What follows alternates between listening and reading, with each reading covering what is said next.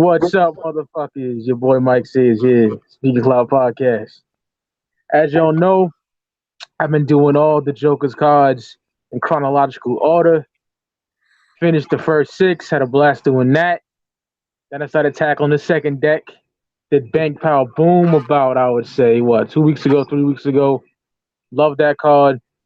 And I wanted the homie right here, BstMstR from Carnival Spirit, to join me for Mighty Death Pop. What up? How you doing, brother? What's going on, everybody? Glad to be here. Yeah. Wanted him to do one of the rooms, so we got BstMstR to do the Death Pop with me, man. I love this album, man. I just want to see who the fuck's in the chat. Let me see. Yeah, I'm pulling up the chat myself right now. Yeah, let me see. But I got to do it on my phone because my computer, man, you never fucking know. Let's see. Three people in this bitch. I've shared the link to the video a few times, so I know I can find it. Fuck yeah. Thanks, brother. Roxy's in the building. Gotta love Roxy. What up, Roxy? Yeah, she's the homie, man. Yeah. Fuck it. Let's start this shit, man. How did you feel about this album dropping? Were you excited for it? Because I remember I was. Oh, hell yeah. That's an understatement, and maybe it goes without saying from a dude like me, but so this album came out in 2012, right? Yep. 2012. And so I remember, I mean, this time, 6 years ago, 7 years ago? I mean, look, it wasn't that long ago. It was a while ago, but yeah, we've had the missing link since then, and now we're in the era of Fearless Fred Fury. So, it wasn't the last Joker's card, but it wasn't the first of the second deck. So in a way, like, this album had a lot to fucking prove, because when Bang Pow Boom came out, being the first Joker's card of a second deck, that maybe caught some ninjas by surprise, or maybe that was what needed to happen in the eyes of a lot of ninjas who felt like they lost their way with the Tempest and shit. So, so with Bang Pow Boom, I don't think that satisfied everybody. I think that the Mighty Death Pop needed to be something special to show that each Joker's card was going to stand on its own feet, and that ICP wasn't just going to be, you know what I'm saying? Because they got such a broad sound. Yeah, man.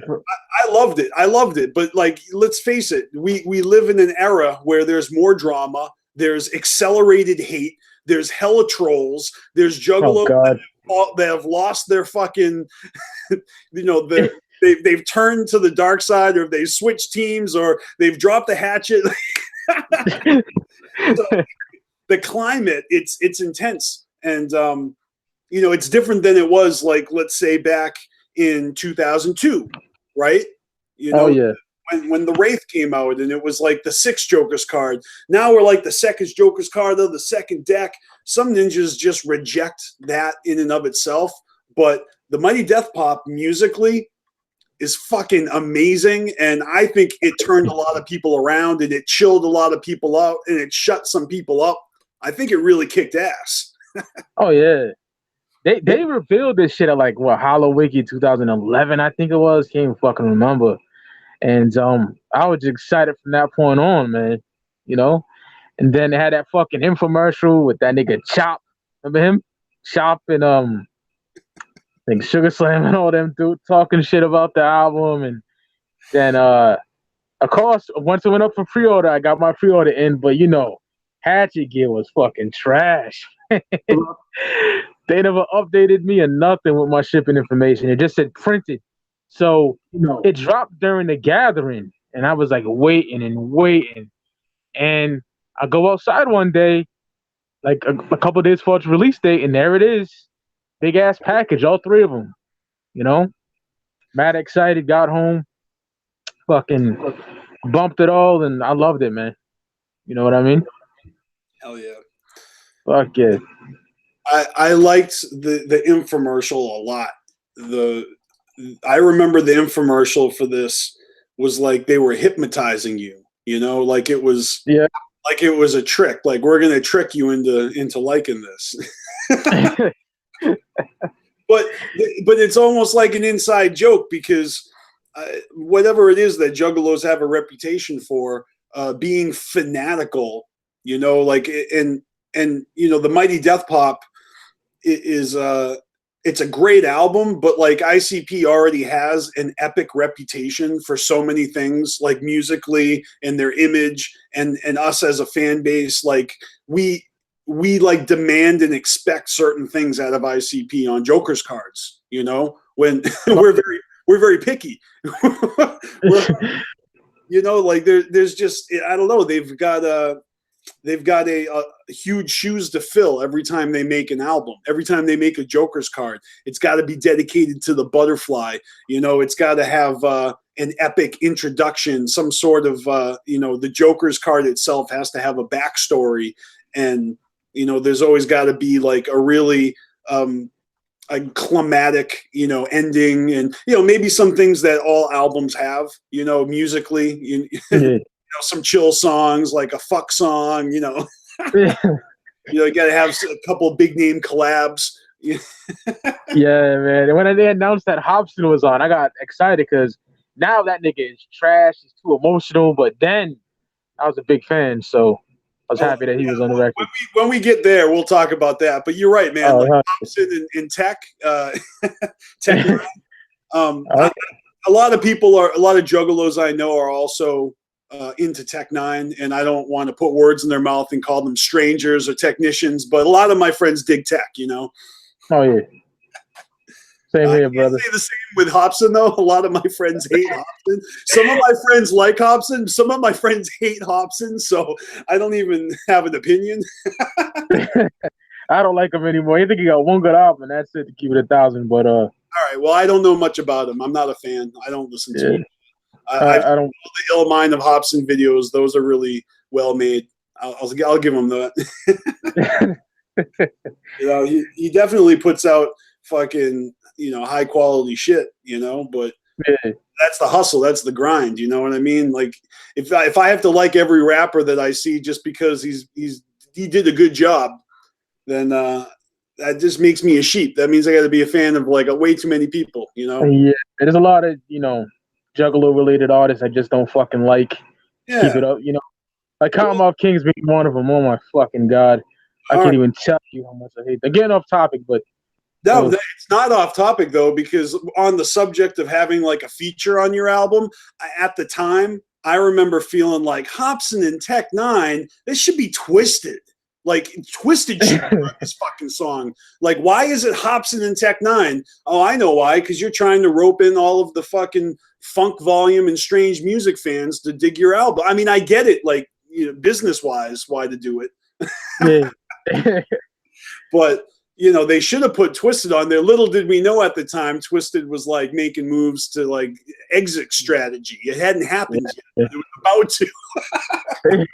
And Abominations dropped the same year, and that album, oh my god, I fucking love that album. Well, that's what we get with Mighty Death Pop, is like the very last, you know, ICP Twisted collaboration, which isn't on the studio album, but it's on, you know, the White Pop, right? White Pop, Extra Pop Emporium. Yeah, we got that Substitute Teacher joint, which is it's a funny track. It's good. And it's not the last time they worked together. Obviously, we had Dark Lotus later and shit, but I mean, that's the story, right?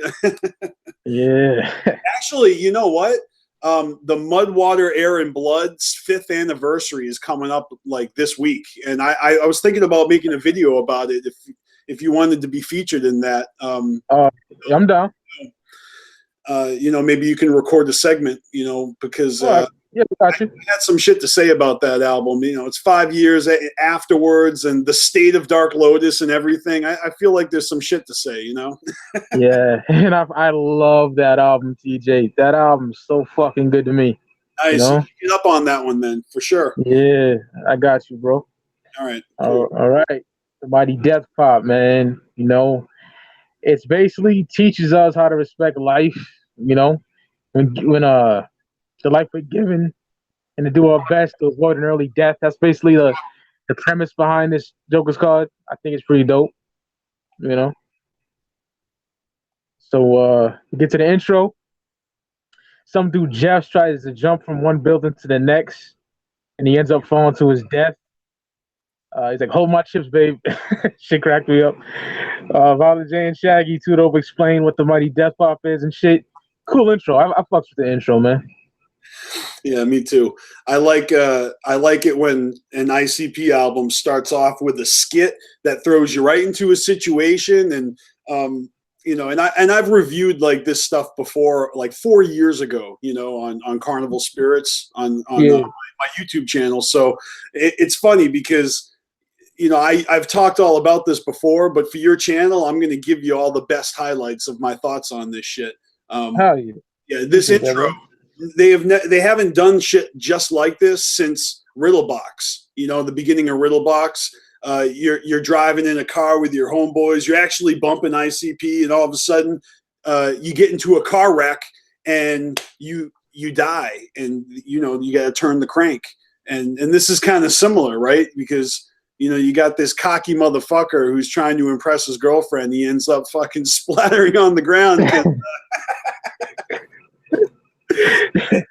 It's like, you know, the Mighty Death Pop, and it sets the tone for the theme of this album so well, in a fashion that we're well familiar with, you know, where it's like skits, where it's like you got normal motherfuckers being dumbasses. I mean, look at the beginning of the Great Malenko, where it's like a hillbilly hoedown. Excuse me. Yeah. You know, this shindig started. Yeah, but like, you know, the Great Malenko was all about that illusion and about the Great Malenko, you know, tricking you and shit, and you know, Halls of Illusions. But the Mighty Death Pop was on some punish the wicked shit. You know, Mighty Death Pop is more on that check yourself before you X yourself shit, you know? Yeah. Don't break down, brother. Then we get the track, The Mighty Death Pop. And I love that shit, man. It samples some 70s song. I forgot the name of this shit, man. But I know the name of the band. It's called Hot Chocolate. Yeah, I seen the dude performing it live. Like, this nigga was shaking his hips. I'm like, man, he got some sugar in his tank. There's nothing wrong with that. But I like the intro track, man. When the Mighty Death pops, everything stops. Either rise or drop. That shit is dope, man. Dope introduction track. Jay and Shag explaining what the Death Pop is. I like it. I fucks with it. Look, this album is a Mikey Clark fucking gold mine of really clever, hard hitting beats, you know. And this is a remake track. And another thing that ICP is famous for doing, if you think about "Let's Go All the Way" or remember from the Psychopathics, or what was the one where they did a video with Twisted while they were on tour and they recorded that? I know you're talking about with Cohen 87 and shit. Here, rock on. Yeah, you know, shit like that. So the Mighty Death Pop is totally a cover, like a parody cover of this song that it's like cheesy as fuck, but that's so part of ICP's, you know, grab bag of tricks is to cover like a cheesy, obscure 80s track that the only place you'll ever hear it is over the intercom at a CVS, or if you watch Adam Sandler's Grown Ups, they do play that in the background of a basketball montage.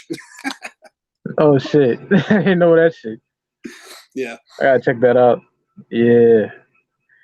Now we get to Night of the Chainsaw, man. Shit. The prequel to the Night of series, you know, like you had Night of the Axe, Night of the 44. And Jay talks about just going on a killing spree with a chainsaw. I cut him up, Chuck. I love that shit, man. Love the chorus. Definitely one of my favorite tracks on the album. The video's dope too. Love this shit. Oh man, the white pop version, man, with Joe Strange on the production. That dude used to work with Shady Records, man. That shit is fire. The Mm. 3-6 Mafia. I might like that a little better, but I still like this one. I got to give the edge to the original, man. It's so fucking good. That Love news, it. that was news when they hired him. I remember they told us that he was on the team before we ever heard any music for, Joe Strange. Yeah. Like it was like there was an anticipation of, oh shit, what's it gonna sound like? It came out great. Oh yeah. Banger. Mm-hmm. So that track, made the Night of the Axe and the Night of the 44 a bona fide trilogy. Like it's at the time, that was like a mind blowing thing that he was continuing that story. And he's done this a couple of times with like I stab people and I'm still stabbing, or you got your Yep. song and then you got another love song and there's a few other like series tracks that we all love. And then of course the Night of series is continued yet again today during the Fearless Fred Fury era with the Night of Red Rum, which Oh is god, great. that shit is fire. And I'm really glad that that he's going to continue doing this. And I'm just Now yeah. assuming that he's going to continue doing more. Fuck it, we're going to be like Rambo and Rocky. They'll be like Night of all this crazy shit. Yeah, man. Great way to start. Oh well, not start the album, but it's like the first official like full length song. I would say. You know what I mean? Well, Love yeah, that shit. the opening track is the title track, and that's really setting the tone Yeah. of the album. So this one had a music video. This one, this one has so many things about it that stand out. Like the music video features Mark Jury. Mark Jury is the ninja who played Dirty Sanchez in Big Money Rustlers, the movie.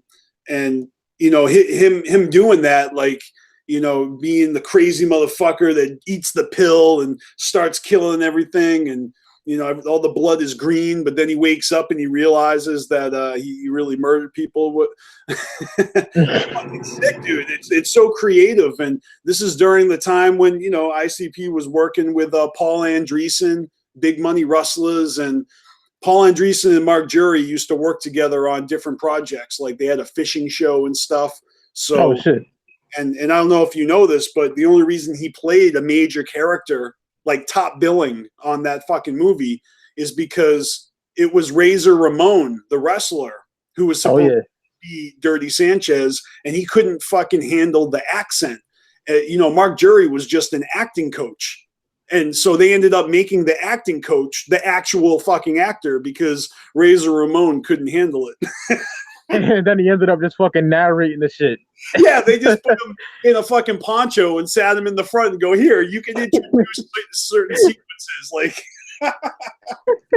you can be like the Rooster in Robin Hood, come in with a fucking guitar and just like. Oh shit. Yeah, great song though. Fucking Night of the Chainsaw is a killer fucking song, killer fucking music video. Yeah, what can I say? It's that one's a banger. Oh yeah. Love that shit. Next we get Chris Benoit, man. Shit. I remember they premiered this on like Fuck Off Radio. I think it was. Yeah, this was the first track we ever heard from the Mighty Death Mob. Yeah, I stood up mad late at night just waiting for that shit, and they showed the video, and I was like, "Oh man, this shit is hard." I could be wrong, but like before this, it really wasn't the norm to debut a fucking single from your album with a music video before the album came out. I'm just saying, like, I think before this time, like music videos would always come like after the album's release and months after the album's release. And this was kind of bass backwards. We got a music video and a song with visuals and some hell of a fucking, trippy, like fucking abstract artistic imagery, kind of cool, kind of making you think. not really about Chris Benoit, more of about the symptom and the sickness of Chris Benoit. So, and I like this a lot. You know, if you don't know the story behind it, ICP asked Mikey Clark to dig into his vaults and find a beat from like a scrapped beat that they didn't use, and he found this beat, and this beat was from the Carnival of Carnage era. And so that for this joint only, this is a Carnival of Carnage era instrumental that they're rapping over. That I never knew that, bro. Fuck yeah, that's why I got you on here. Yeah, no doubt, man. And then they got the remix featuring Ice Cube and Scarface. Oh, forget about it. Oh, God, two of my favorite rappers ever, man. Like, period, you know? So, again, man, like, this album is fucking amazing. And, you know, whatever you feel about, like, a certain track or whatever, like, it just can't take away from the epicness of the little, you know, just minute details that juggalos pick up on that make it special for them. Like, this is an awesome, like, my mind is spiraling out of control and I'm fucking losing it and I'm going to murder someone track. This is one of Violent J's fucking go-to themes. And I was a big fan of Chris Benoit, man, but fuck him because what he did. But yeah, man, shit was crazy, man. Jay and Shags, they ain't glorifying this shit like you said, you know what I mean? They're just saying they can snap like that motherfucker did, you know what I mean? When under stress or whatever the fuck. Okay, well, here's the short list of songs where they kind of have that mentality going on. Jacob's Word, right? Where he's got a voice talking in his head, right? What about The Raven's Mirror from The Wraith? If you think about it, you know, he's I love that shit. Losing a grip on reality. There's Sedatives from Hell's Pit. There's Stab People and Still Stabbing. I mean, these are more funny songs, lighthearted. But Chris Benoit is more on the serious tip, and it's not judgmental and it's not like glorified. It's just, it is what it is. Losing control and your grip on reality and fucking and the music video is so cool because it doesn't make sense. And so anyone that wants to like look for deeper meanings, that is a fucking just a treasure trove of bullshit that you could, like, if you think the Illuminati's after you, like, you know what I mean, or something like that. Yeah, that shit's nuts, yo. That video is crazy. And thanks for the tidbit on the Carnival of Carnage production. I didn't even know that shit, man. Oh yeah, man, no doubt. Like when they said it, it's funny because you know the lingo. When somebody says, "Hey, this record was you know, produced by, you know, whatever," when someone says record, they don't mean the whole album. The word record means this one song. And so I remember when they said, like, just giving us little tidbits about the album, they said, like, for this record, we wanted to use an old school ICP beat. And I misunderstood them at first. I thought the whole album was going to be throwback beats, you know, but it just ended up being this one song. So my misconception was the whole album was going to be full of old school beats, when that's not the case at all, especially when we go down this list, right? Like every song is so fucking brand new, it's fucking retarded. Like they're so like just different sounding, but this one's not. This one's from the 90s, which is fucking dope, man. And they did it justice. Love that shit. Yeah, dude, it's a great fucking, I guess, a forgotten freshness that they decided to. Well, it wasn't even recorded on. Like they never rapped over it. It was new to them. They just didn't use it. So yeah, that's what's up. Now we get the Blaster. Oh man, one of my favorites on the album. Ron J tells a story about being bullied by a kid named Kurt Green when he was 13.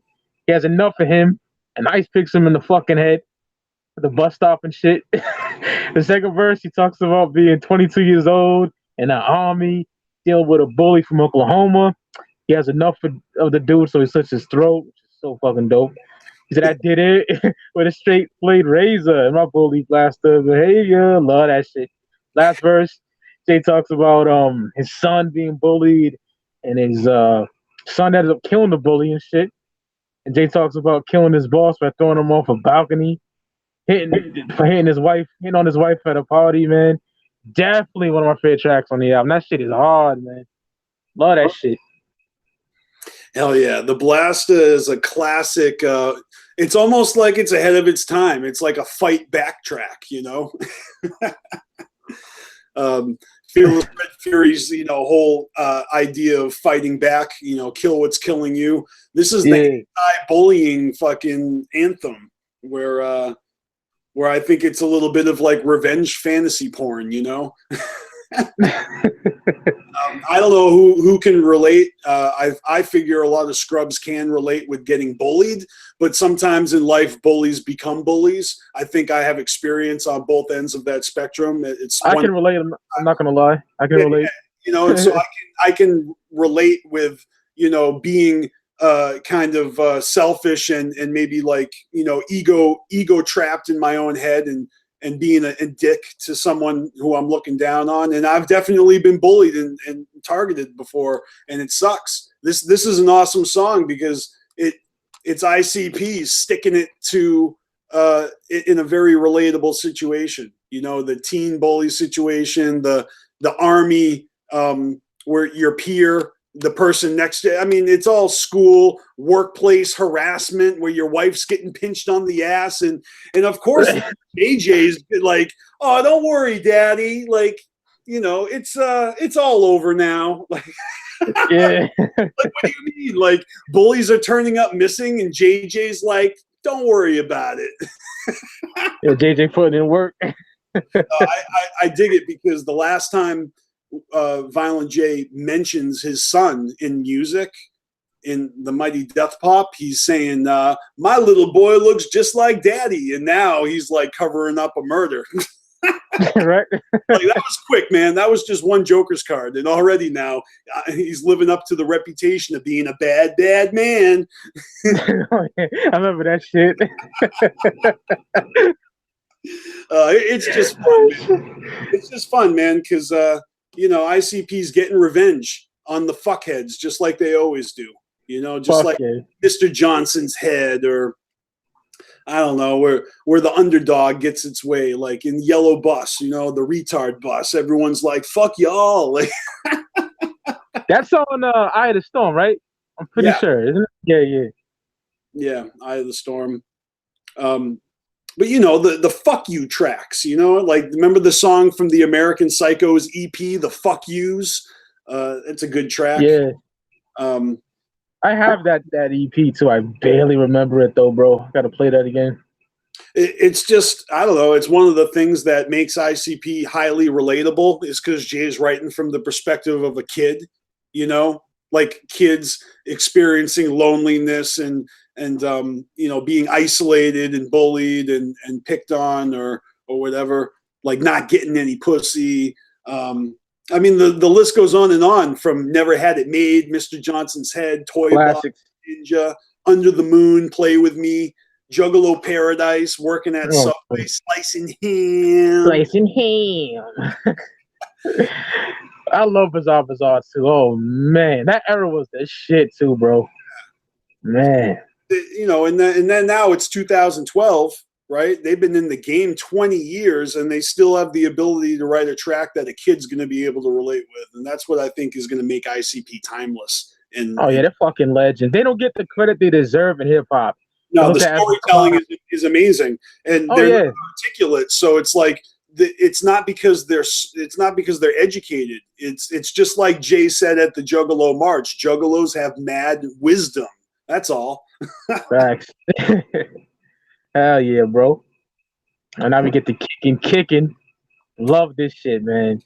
Jay and Stacks straight up ninja shit, Yeah. Like, we know Jay loved ninjas growing up. You all know that shit. You know what I mean? Shaggy's verse is so dope. Shaggy bodied that shit. Jay was calling shit on here too, lyrically. After that, we get a skit of a dude in the army that doesn't listen and he blows himself up, jumping in a mine or some shit.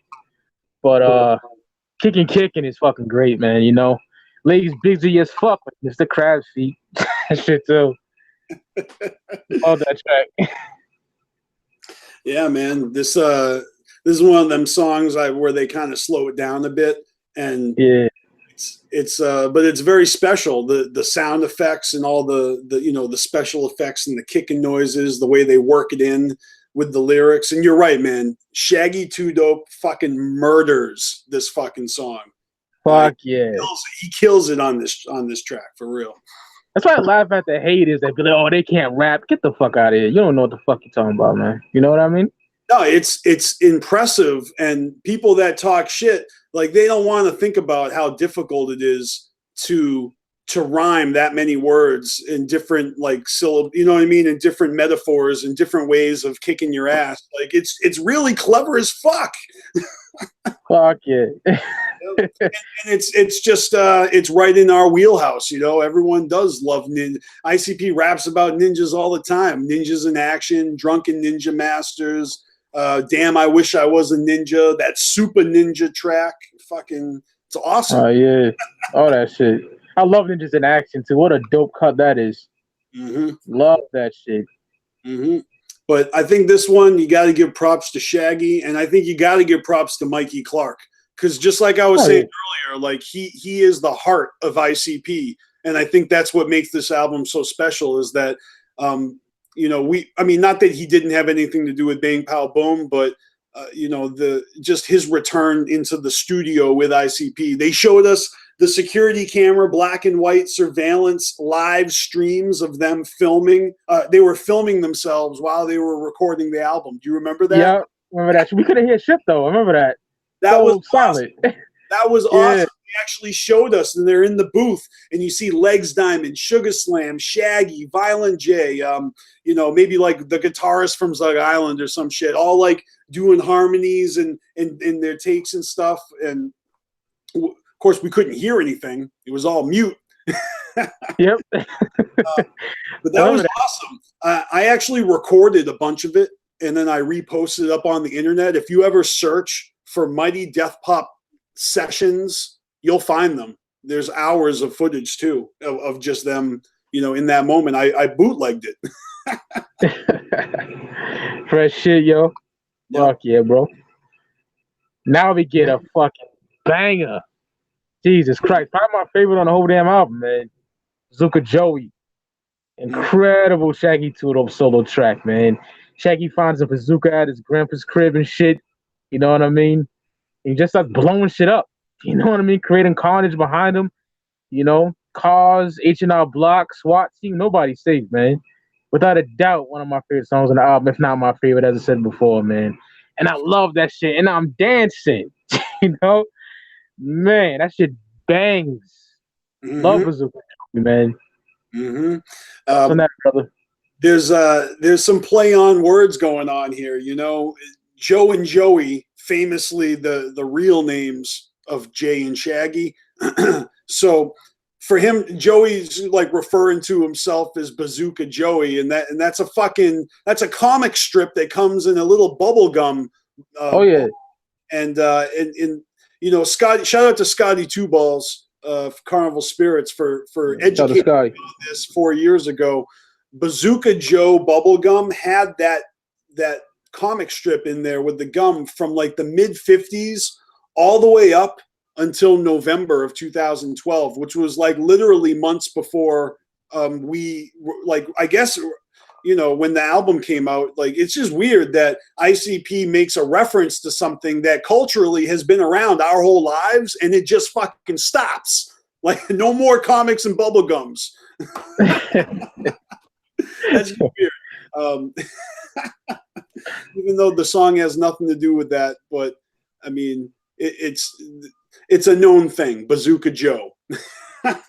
Yeah. So, and you ever hear the track Two of America's Most Wanted with Cube and Dre? Sure. Yeah. And Cube was like, and I'm dancing. So I think that's where he took that from, man. But that shit is hard. Yeah, because Cube was that could definitely have been influenced. I can tell you this, the song to me, and I've told this to some of my Carnival Spirits followers in the past, it reminds me of a movie starring Michael Douglas. Is it Michael Douglas? Yeah. It's called Falling Down. Have you ever seen that? Oh my God, yo, I fucking love that movie. I'm so glad you know that movie. So I don't have to over-explain it. And anyone watching, if you don't know the movie Falling Down, you gotta see that. You gotta see it. It's dope. There's a little inside joke with Speaky Clout, me and my crew. You know, when he goes in that Army Navy store and that Nazi's there. Yeah. And he has a snow globe faggot shit. Like we always talk about that. That cracks me the fuck up, man. Shit. And then the essays come up to him. You need to pay a toll. Pay a toll. Give me a motherfucking briefcase, man. A classic, yo. So that's what that feeling of snapping again, like, but Shaggy, he stumbles across his grandfather's old rocket launcher in the basement and he just goes ham, and it just feels so good to fucking let loose and blow the fuck up out of that fucking bridge and ice cream stand and fucking house, and your fucking mama's it's just fuck you all. That shit is hard. I love that track, man. It's so fucking good. I wanted to also, if you didn't know, because I've checked out a few other episodes on Speak Your Clout. One of them where you were talking about Iron Maiden, because yeah. Thank you, brother. And and same here. So I don't know if you know about a certain song, like you might, but you might not, because you might not have really explored into Maiden past '88. And you're not really keen on Maiden during that window in between '88 and 2001 when, A Brave New World came out. But I love A Brave New World, though, TJ. I love A Brave New World. That's 2000, right? Yeah. So, like, but I don't mean that album. I just mean, like, I forget what album it is. They got a song, and it's called Man on the Edge, and it's totally inspired by the movie Falling Down. Oh, shit. That's dope. Yeah, because that's what Iron Maiden does, is like they take movies, concepts, and then they write songs about it, or famous poems like Edgar Allan Poe, or Rhyme of the Ancient Mariner, Flight of Icarus, or Somewhere in Time, even the influences from like what's it called, Blade Runner and shit, and Power Slave with the Egyptians and all. I mean, it just goes on and on. The song that's called Man on the Edge is inspired by the movie Falling Down with Michael Douglas, and it's a really dope Iron Maiden track. It may actually be with Blaze. It may be the only Blaze song that's good, I can't stand Blaze Bailey. He sucks. Right. But on their double disc greatest hits album, The Best of the Beast, it's like they got all of their fucking singles and hits backwards. So it starts with the newest and it goes backwards. And so the second disc goes back. So the very last song is like Phantom of the Opera and, Wrathchild and like the oldest shit, like Sanctuary and all the classic shit. Yeah. So it's like, but it goes there backwards. And the very first song is called Man on the Edge. And so this came out in the mid 90s. It was during the time period when they were not at their best. But it's when I discovered them, and on that greatest hits album, just the first two tracks alone were Man on the Edge and Don't Be Afraid to Shoot Strangers, which is from the Fear of the Dark album, which you really should check out. It's fucking good. Is that 92? Yeah. They got some good stuff after Seventh Son of a Seventh Son. It's just not everything is good, but they got some good stuff. When they added that fucking weirdo that dances and shit, Gannick Gears, whatever the fuck. Yeah. I remember there's like one or two songs I like on No Prayer for the Dying, but I mean, I agree with you that Golden Era, and maybe that was the last good album, and and then A Brave New World came out.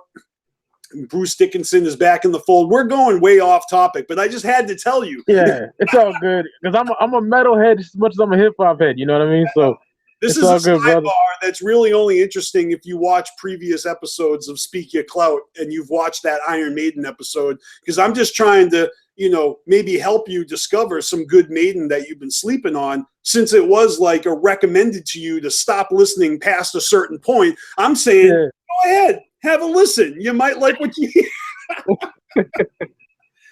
I'll definitely check it out, though. Yeah, dude, I love Maiden. I want to talk about that. We get a chance after this, man. Fuck yeah, but right, man. We can always do some other episodes. I'm down, man. This is a lot of hell yeah. I hope people enjoy it, because I am. I hope so too, man. I'm enjoying the fuck out of it. Yeah, but going back to the point, man. This brother. A Shaggy 2 Dope track on a Joker's card. It's like, that's something that I look forward to. The Shaggy joint. Same here. because it's always usually Violent J that has like a bunch of solo tracks on an ICP record, and then Shaggy, when he does a solo track, you know it's going to be special because there's not many, you know. Yeah. Always dope shit. Mm-hmm. Yeah. Now another one that is stupid hard. Shooting Stars, man. Oof. Jay Ooh. talking about going to the Grammys and killing Chris Brown.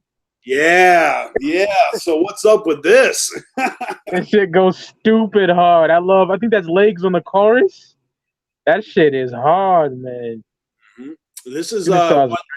this is ICP with their guitar driven riffs, and you know they really are kind of rapping along with the guitar like they do on Burning Up from Hell's Pit. So it's a no bullshit track, you know, even though it's a fantasy, it's like it challenges your morals too, because Violent J is very outspoken about how he feels about Chris Brown, so much so that he's going to go up and murk him right in front of the Grammy.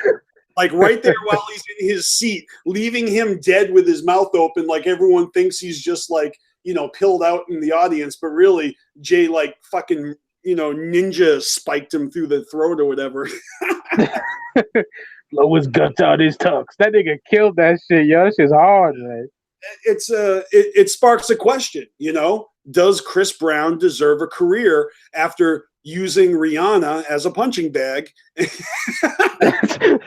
and it's all fucked up because Rihanna has publicly forgiven him. The mainstream, or the, what do you call it, the you know, just the music industry itself uses these motherfuckers as puppets, and you know they're a part of a machine. He's still at the time, at least, I don't know where Chris Brown's at, but at the time, yeah, he was still being revered as a sex symbol and a pop star who just, you know, on his off time beats the fuck out of his girlfriend. And Violent J found it despicable and was calling him out. I remember he went on Twitter and tweeted out to the Juggalos to attack Chris Brown's Twitter and shit. So, you know, just like any other time where shots are fired, like this is like no holds barred. Like I'm going to kill Chris Brown in the fucking Grammys to make a statement that, you know, abuse towards women is not cool. So it's touching on a very hot button subject in our culture. And of course, everybody sleeps on it. Like this song did not make any waves. They didn't get in trouble. Nobody important got mad. So I don't know, man. I was wishing it was going to fucking spark more controversy. I was like looking forward to it. And all it is like a guilty pleasure. It's like, yeah, ICP, sticking to them. But, you know, other than us getting a cheap thrill out of fantasizing about killing Chris Brown, that's it. Nothing else happened. Like, yeah, I love that song. That shit's hard. And I don't like Chris Brown either. So that was great to hear. Anytime ICP throws out a name drop of somebody in pop culture that for either being whack or maybe they're like low key jealous and they're like, yo, I wish I was with Beyonce, or, you know, or they're making fun of like Ozzy Osbourne's wife or something because you know, that whole thing on Howard Stern. So they're going to make some rude comments about her, or, you know, there's plenty of times where Jay's like talking about who he wants to fuck. Letters to Cleo. Letters to Cleo. Remember that bitch? Yeah, man. So in my mind, this is just another instance of ICP poking the bear, you know, and the bear, like the world, they're poking the world and being like, y'all are okay with this?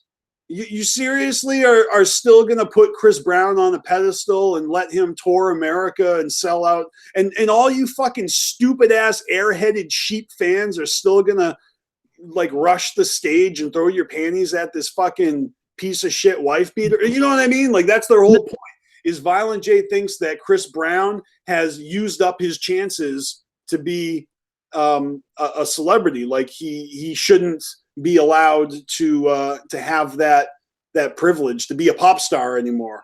Like he thinks he should step down after all of that. At least this is what he was saying at the time, and that's what the song's about. But of course it'll never happen, and that's why they say that you know, What if I killed him? What if I shot a star out of the sky? A piggy's got to have wings before it can fly. And it's just how it goes, right? It'll never happen when pigs fly, and y'all are all fucked. Right? It's one of the greatest songs of the second deck, in my opinion, man. So fucking good. I love Shooting Stars, man. Yeah, man. I mean, really, every track has been fucking unique and clever, and really living up to the reputation that Joker's cards had gotten in the first deck. So hell yeah. I think this whole album so far has just been fucking stellar. Like, I really dig this album, and it's not because, I don't know, it's not recycled, man. This shit's all fresh. You know what I mean? It definitely harks back to, it's like familiar, but it's all new, and musically and creatively. They may have been a little late with their disses, like the whole Rihanna Chris Brown thing was like already a year old. Yeah. But that's the problem. Like, it takes a year to make the album. When they were making the fucking shit, it was a hot button subject. But then by the time they released it, does anybody care? Right. That happens, man. Yeah. Yeah. They get Juggalo Juice, man. Oh, man.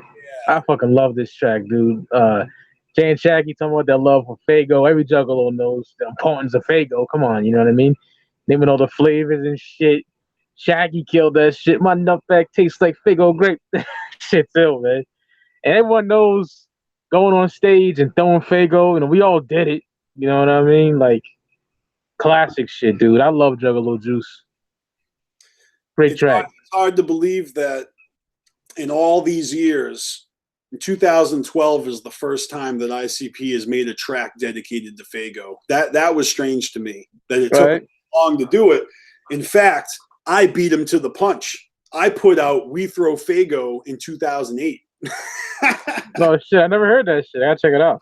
Oh yeah, man, you got to hear it. I called it WTF because I thought it would be funny. Everyone thinks WTF means what the fuck, but it really means We Throw Faygo. And I fucking put that shit out at the Gathering in 2008, handed out 1,000 copies of Juggalo Agenda, and including like Justin Ninja and Dear Joe and Joey, a bunch of other songs.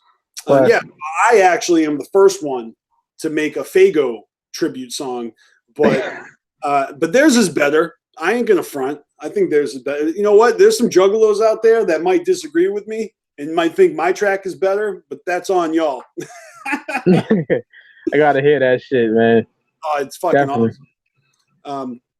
But yeah, so this one, it like Faygo at an ICP show it's synonymous. You can't have one without the other. I mean, you can, but that's because nowadays we can have acoustic sets and we can have solo tours. But but a real ICP show is Faygo showers, and they reference Faygo in their music, like going all the way back to Dog Beats. Not talking about like throwing it, but just mentioning it casually in the lyrics, like, with some brews and Faygos, we was chilling at the Mexican Fest, or like, what about Wizard of the Hood? We was dreaming, sipping on Faygo, in my dope house here come a tornado.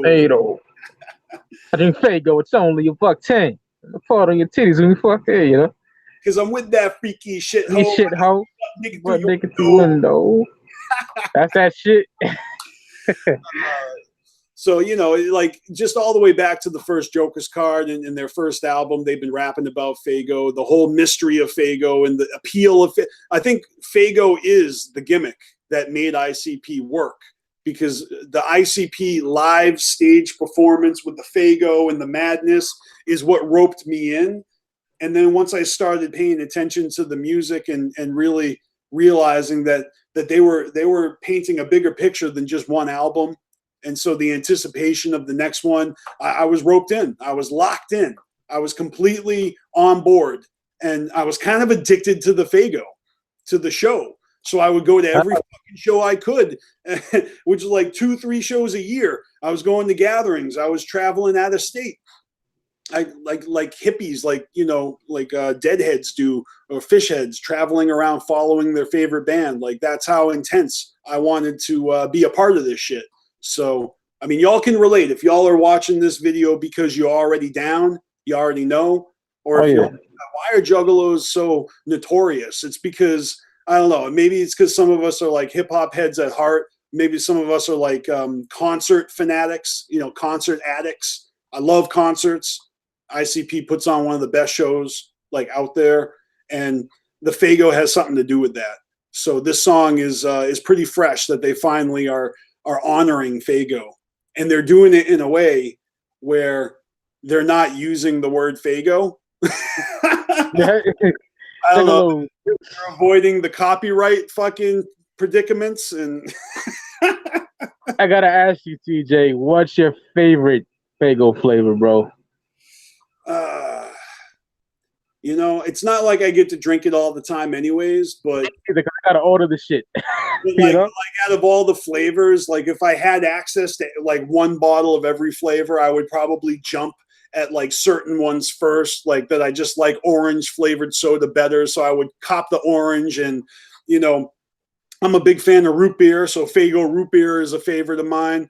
Oh yeah. The one that's like weird to me because I don't normally drink anything that tastes like it, but when I get my hands on a Rockin' Rye, right? Rockin' Rye. I love that. Yeah. I mean, because I'm not a fan of like Dr. Pepper. So if that's like what that's supposed to be, like I don't like the Dr. Pepper version, but I like Rockin' Rye, and maybe like I'm not gonna lie, like was it cotton candy or cotton candy's some of my favorite shit. Red pop and cotton candy for me. Cotton candy is like candy. It really is like liquid candy. It's fucking great. Yeah. Delicious. Smoke a blunt and drink a bottle of that, and you're on cloud nine. Oh yeah, I've been there. I just did it. I posted a picture of that shit a couple months ago on Instagram. Had a cotton candy Fago getting high. But I feel like that's cheating. Like for some reason, it's just too good. That cotton candy Fago is so good. None of the other ones compare. So I guess that's the answer. I guess that's my favorite. It's fucking netting on the tongue, dude. Yeah, but I mean, I've been drinking Fago. Like, look at this shit. Where they at? I remember you drank a fucking old ass one, dude. Yeah. Well, I got cans. These Fagos. They're from 1999, and a couple of years ago, I drank one live on. I streamed it on YouTube and Facebook, and I drank a 17-year expired Fago. Yeah, I watched that shit.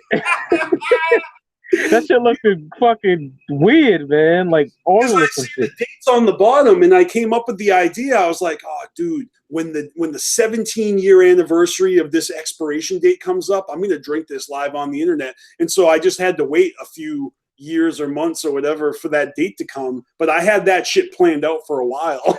I just kept it quiet, and then one day I was like, "All right," I made a flyer. That was great. Did you get sick? You get fucked up from that? No, I just got like a super sugar rush. My heart pumped like fast. Maybe. Oh man. You know what I mean? Like it was just sugar, but I didn't get sick. I didn't throw up. I didn't. I just felt like I don't know, light woozy. Yeah. I had food poisoning before. That's no fun. Oh yeah, me too. No, the food poisoning. When you got food poisoning, and it's fucking terrible, isn't it? Yeah. No, but I had like a little puke bucket just in case. Like I'm sure motherfuckers wanted me to throw up, but I wasn't trying to ham it up for the audience. I was going to keep it real, and if I did puke, I was definitely going to lean up and let you guys fucking see it. Like I wasn't going to deprive you of that, but I wasn't going to just like gag myself and pretend like, oh, the Fago made me sick. If anything, I'm proud of myself that I survived. It was not a big deal. It was just a 17-year expired Fago. I was like, I'm the first one to do this shit. Right. Or on camera. I'm sure there's some scrubs out there that have old ass sodas sitting in their house that their grandma just buried, and then they crack it open and drink that shit warm temperature. Then you hear that Method Man's grandma found like weed from 1998 in her garage or some shit. Never heard of that. That shit gets like mold on it though. You gotta watch out smoking that shit. Well, I didn't say that he smoked it. It was just like reported that shit was found. And Yeah. I was going through like all my old jacket pockets and all my old, my closet, like spring cleaning, right? Throwing away stuff I don't need.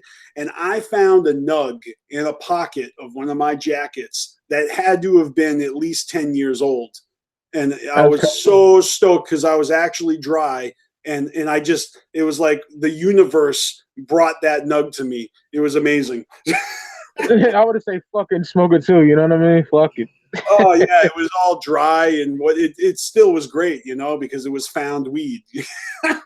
I was talking to Roxy the other night, man, and I had no papers, and she was telling me to use like fucking foil and shit. Then it popped in my head, yo, fuck it. I'm a collector, but I'm using one of those Violent J joints, man. Fuck it, you know what I mean? And I used it the other night to get high off of, but yeah, gotta do what you gotta do. Look, man, no matter how you feel about ICP, like if you're just like I don't know if I can take him seriously. I don't know if I want to be caught, listening to that. If you're just on the fence about ICP, my advice is to just go see them live. Just go see them live one time, and that's what the hype is all about. Fuck yeah, dude. Your confusion will be gone because you'll actually see like one of the funnest fucking things in your life, and then you'll understand why fanatics get fanatical. That's all. I seen Slipknot live, the Iowa tour. I seen fucking Pantera live, Revenge the Steel tour. I seen fucking Mobb Deep. But my favorite is the Clowns, man. Easily, Yeah. So Juggalo juice is the secret ingredient, and it wouldn't be the same. So there's really no good explanation for it. But I swear to God, man, listen to the song I wrote called "We Throw Fago," and I explain it pretty damn good. All right, and I'm just saying, I put it into my own words, and I made a track, and it seems to be pretty popular with the juggalos that have given me feedback on it. So I've got plenty of co-signers on this. I'm not trying to compete with ICP. I'm just saying that my appreciation for the Fago showers, for the Juggalo juice, it's the same as all y'all's. We love that shit. And it's not really in our best intention to explain it to the outsiders. It's kind of like if you really need to know, you got to figure it out for yourself because fuck you. It ain't your business how I act, Ain't your concern. That's all it is, man. It's fucking fresh as fuck is what it is. Fuck yeah, brother. Yep. So we get to Hater to Death. Man, love this song with a music video. Yep, dope video too, man. Violent J talks about wanting to be in love with a girl that doesn't want him, so he develops a hatred for her. You know what I mean? I never been there, but I definitely been like friend zoned and shit. And that shit fucking sucks. Especially when a bitch be like really leading you on and shit. So I can relate to that shit. Yeah. I mean, this one's kind of in the same vein as the Bully Blaster. At least the video makes me feel that way because he lashes out at the kids that are bullying him. But that's more just because they embarrass him in front of the girl he likes. I think the real focus is on the girl and the fact that it's I don't know, it's a hottie, he's fantasizing, he's drawing her in his notebook and shit. But he loses control and like he's got some sort of paranormal powers. He's like the male version of Carrie, Yeah. So, but yeah, man, like just like Violent J is known to do, telling these love stories where the love is not requited, or how's that expression go? It's not returned, It happens. Oh yeah. Prom queen, cemetery girl, a love song, under the moon, like the list goes on and on. Jay. Yeah, man, I relate to some of that shit, man, for real. Yeah. but Yeah. it's a dope song because it's another guitar driven song, right? And that's a part of their thing. I mean, ever since the Riddle Box era, when they started bringing guitars into the mix more. So it's just something they do. They always got a few tracks that are guitar driven, and sometimes they're some of the dopest tracks on the album. Oh yeah. On the Wraith, I Yeah. like Crossing the Bridge. I love that song. Fuck yeah. So that's a side of ICP that's just different. It's not trying to make you laugh. It's not trying to fucking tease you. It's more of a serious song, and it's dope. I like the different emotions that they put into the shit. It's multifaceted. These Joker's cards are truly mirrors into the human soul, and if you can't relate with this dude, and the hater to death, then you're lucky. Consider yourself blessed, because you definitely don't want to be there. No, fuck that. Trust. You don't want to be there. Now we go to Scream featuring Tech Nine and Hobson, man. Yeah. Oof. I love how Jay and Chags go back and forth. They trading bars on here. Very dope. Hop came correct, and Hobson had a dope verse. Tech Nine caught a body. He had some bars for Q Strange, man. Because Q Strange dissed him like a year prior because of the Strangeland shit that was on all 6s and 7s. And Q Strange is dope. You know what I mean? But Tech had a few words for him on here. I forgot what he said to him, but I remember, I think it was a Fagel Lovers interview where Tech talked about it, where he dissed him on the Scream track. I think that might have gone over my head. Like, I mean, I know what you're talking about with the Strangeland and the Q Stranges, the whole thing. So, but I didn't know that Tech addressed it on this track. I need to go back and listen to this again. Yep. I should have wrote down what the fuck he said, but it just popped in my head on Fagel. Yeah, that's fucking awesome, because that's like, now you just taught me something. That's fresh. Yeah. Hell yeah. The Scream is hard. I love Scream. That shit is hard as fuck. Yeah, well, when we talked about this on Carnival Spirits, Don Chaos told me that Onyx was originally supposed to be on the main album, Mighty Death Pop. And I wonder if it was like another track, or maybe they were like, maybe this song was always supposed to feature somebody, and it just ended up being Hop and Tech, but it could have been Onyx. Oh man, Sticky Fingers would have killed that shit. Yeah. Or even if it was a different song and not this one, like, I still to this day really want to hear an ICP Onyx track, and I hope and they just are sitting on it, and they're gonna release it in a Forgotten Freshness or whatever. That shit would be hard. Onyx and the Clowns, hell yeah, dude. I mean, seriously, sometimes those Forgotten Freshness joints have tracks on them where you just scratch your head like, why the fuck did you not include this? Like, that's the first time we heard Tech Nine in ICP. You remember that on the Forgotten Madhouse? Or on the Madhouse? Yeah, that's just hard. Yeah, man. I mean, that's basically a fucking B-side, and it's Tech Nine. the greatest not used songs of all time, in my opinion. Yeah, House of Wonders, bro.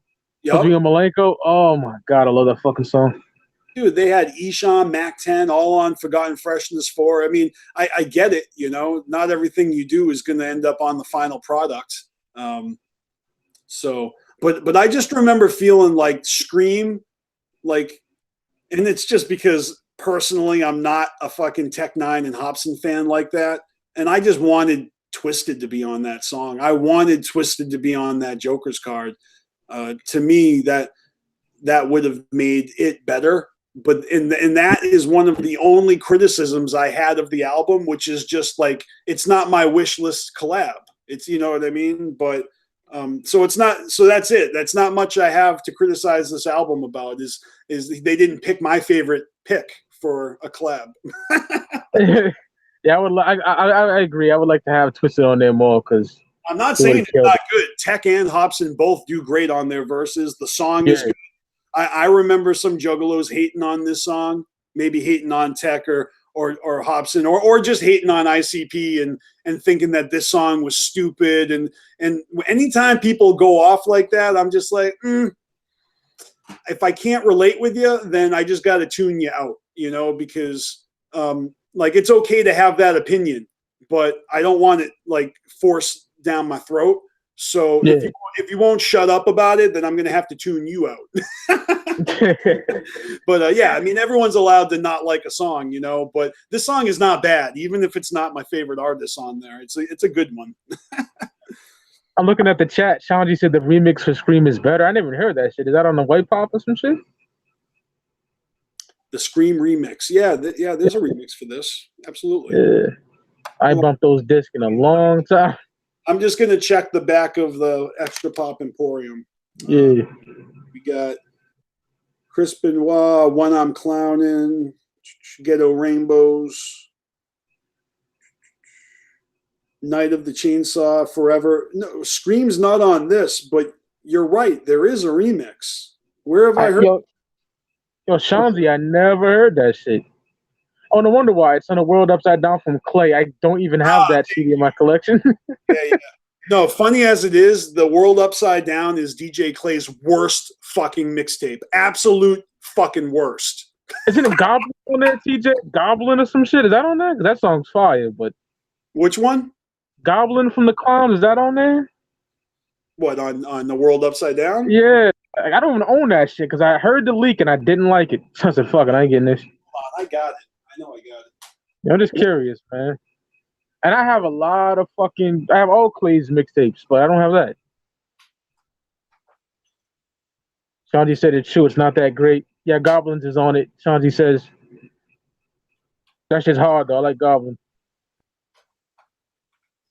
Got the Hatchet Man on fire and shit. I'm trying to remember that cover. I don't even own it, and I have like every Psychopathic CD there is, except for like Tor EPs and shit I don't like. But I don't want people to think I'm hating on DJ Clay. I'm a fan, and even if he is like doing his own thing on his own label with his boys and you know going like independent and shit, like I'm still gonna check out DJ Clay's shit. I thought he was, you know, a cool dude when they brought him into the fold, you know, during the fuck the fuck off era. Yep, 06. Yep. You know, young blood behind the tables, adding a little extra hip hop to the fucking stage performance. I like that. That's dope. And those early Let 'Em Bleeds are fire. Yeah. Most of those mixtapes are fucking great. And then for some reason, they started getting less and less great. I don't know. In my opinion, that's just the worst. Trash. Yeah. So I'm not saying there's not maybe a couple good songs on there, but you know, if I'm going to rank them, and maybe that's what I should do. Maybe I should get them all and rank them, make an obnoxious video telling everybody how to think. I don't know. You know, I really enjoy talking about this shit. It's you know, hell yeah, bro. Mad props to Speak Your Clout podcast. Thank you, brother. I could talk Juggalo shit all day. You already know. This is great. This is really great. Like there's a bunch of people out here right now doing things that I'm trying to collaborate with. You know, I see you beneath the dirt. You know, and, that's my brother. Yeah, so you know, I'm hoping to work with all y'all, and so this is a long time coming. You know, we've kind of fucked with each other, and I've had you on Carnival Spirits sometimes, but I'm glad to do this on your channel and help you with your journey through the Joker's cards, and so I've been enjoying it too. Like, thank you, brother. You know your shit, and you've been covering this shit with a fine-tooth comb, and you've had a number of my homies on as guests. Shout out to Don Chaos, Roxy Riddlebox, Roan Bone, and a few people I've never met before, but I've really been enjoying hearing the perspective that these other ninjas have on the music that we love. It's cool. Fuck yeah, thank you, brother. That means a lot, man. Coming from you, fuck yeah. Hell yeah, man. So I haven't watched them all, but like I made a playlist of your shit, so that anytime I want to like check out some episodes, I pull up the playlist and I can just click right through them, you know? So that's what I do when I'm checking out a channel. Appreciate that, brother. That means a lot, man. Yeah. So you guys watching, obviously subscribe. Like everyone should subscribe to this ninja. Yeah. If you're watching this video because Carnival Spirit shared it with you, subscribe to this channel for real. Like check it out. Oh yeah, gonna have a lot of other content, but I want to bring a lot of Juggalo shit to this channel because we got after I'm done with Missing Link and Feel the Shred, I'm hopping right on Twisted. We're doing all Twisted shit, man. All of them. Nice. I'd be glad to join you on certain episodes. I'm sure I can. Oh hell yeah. I'm sure I got some stuff I can say about early Twisted albums. I don't really follow them on Magic Ninja, but I was a diehard fan since before they were Twisted. I actually saw House of Crazies live back in '97 and shit, so I Oh, know that's a thing or two, you know? yeah. I love House of Crazies too. I would like. I'm mad there's no House of Crazies box set CDs because they got the vinyls and the tapes, but you need to press that shit on CDs, man. Come on, Emily. What the Yeah, fuck? yeah, no, yeah, yeah. No, we'll definitely get to that, you know, in the future. I'll show Oh off yeah. my House of Crazies cassette collection and shit. It's pretty cool. Oh, that's fresh. Yeah. Yeah, I love Twisted, man. I used to have the spider legs in high school and all that, man. Oh yeah. Fuck, Nice. fuck yeah. All right, now we get to a track. I'm not gonna lie, TJ, this had to grow on me. Ghetto Rainbows. I love Lakes Diamond singing on here. Very dope. Jay and Shaggy talking about life's ills and the inner city and shit like that. But there's always light at the end of the tunnel. That's what I got from it. You know what I mean? Make the Yeah. best of what you have and don't stress on the stale shit. That's basically what I got by it. Now I love this song, but at first I'm like, oh, what's this pussy shit? But it grew on me. I tell you what, man, like as a man, you know, man to man, as long as you Yeah. understand the message, like whether or not you like the track is kind of inconsequential. Like it doesn't matter, you know, if you don't like the track, like not everything is likable, but the message is loud and clear. And I think if as long as you're not going to be on that ignorant, like fuck that track, it don't mean shit, like no, it means something, it has a Oh very yeah. profound meaning. It's just kind of it's a little bit, it's not wicked, it's The, it sounds like it sounds I tell don't us know how something to shit. explain. All right, look, the positive motivational side of ICP is also not new. They throw this stuff, they sprinkle it in all the time. You know, they, you know, going back. Let me think. On the Wraith, it rains diamonds. You know, and but of course that's talking about heaven, anyways. The whole album, right? But Yeah. like on Wizard of the Hood, you know that song "Shiny Diamonds," where he's talking about moms and trailer parks winning Powerball lottery. Like so, Love so that shit.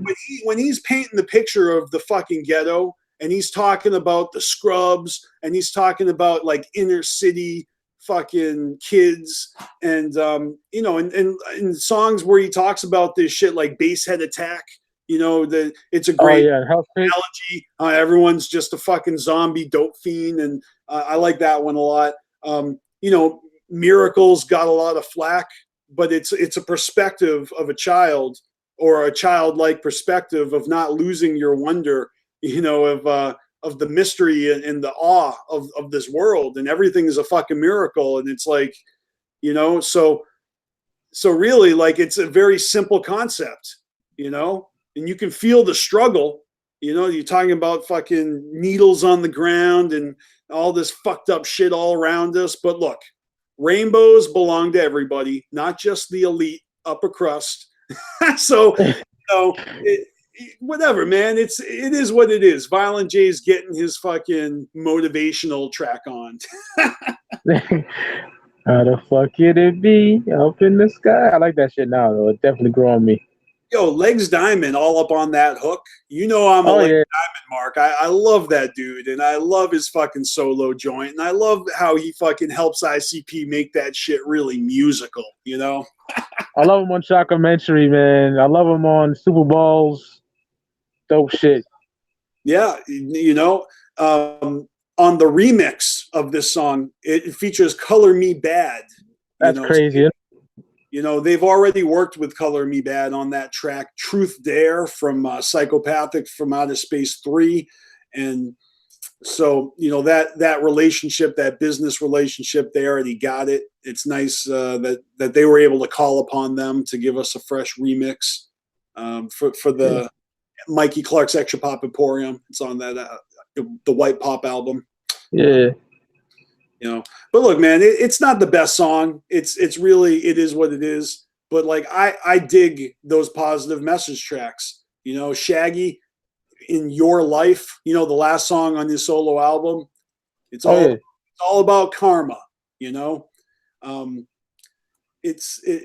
The Ghetto Rainbows. It's so corny, but it's really true, and that's the vibe that ICP is on. Like, they're on a positive mental attitude, like The Secret, like I determine my destiny, and you see it in a lot of Violent J's lyrics. And the whole rainbow thing. Come on Mighty Death Pop.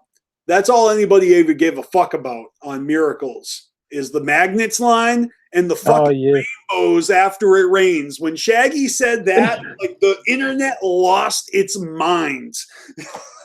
And people that hate on ICP, that's all they got to talk about. You know what I mean? They don't know shit.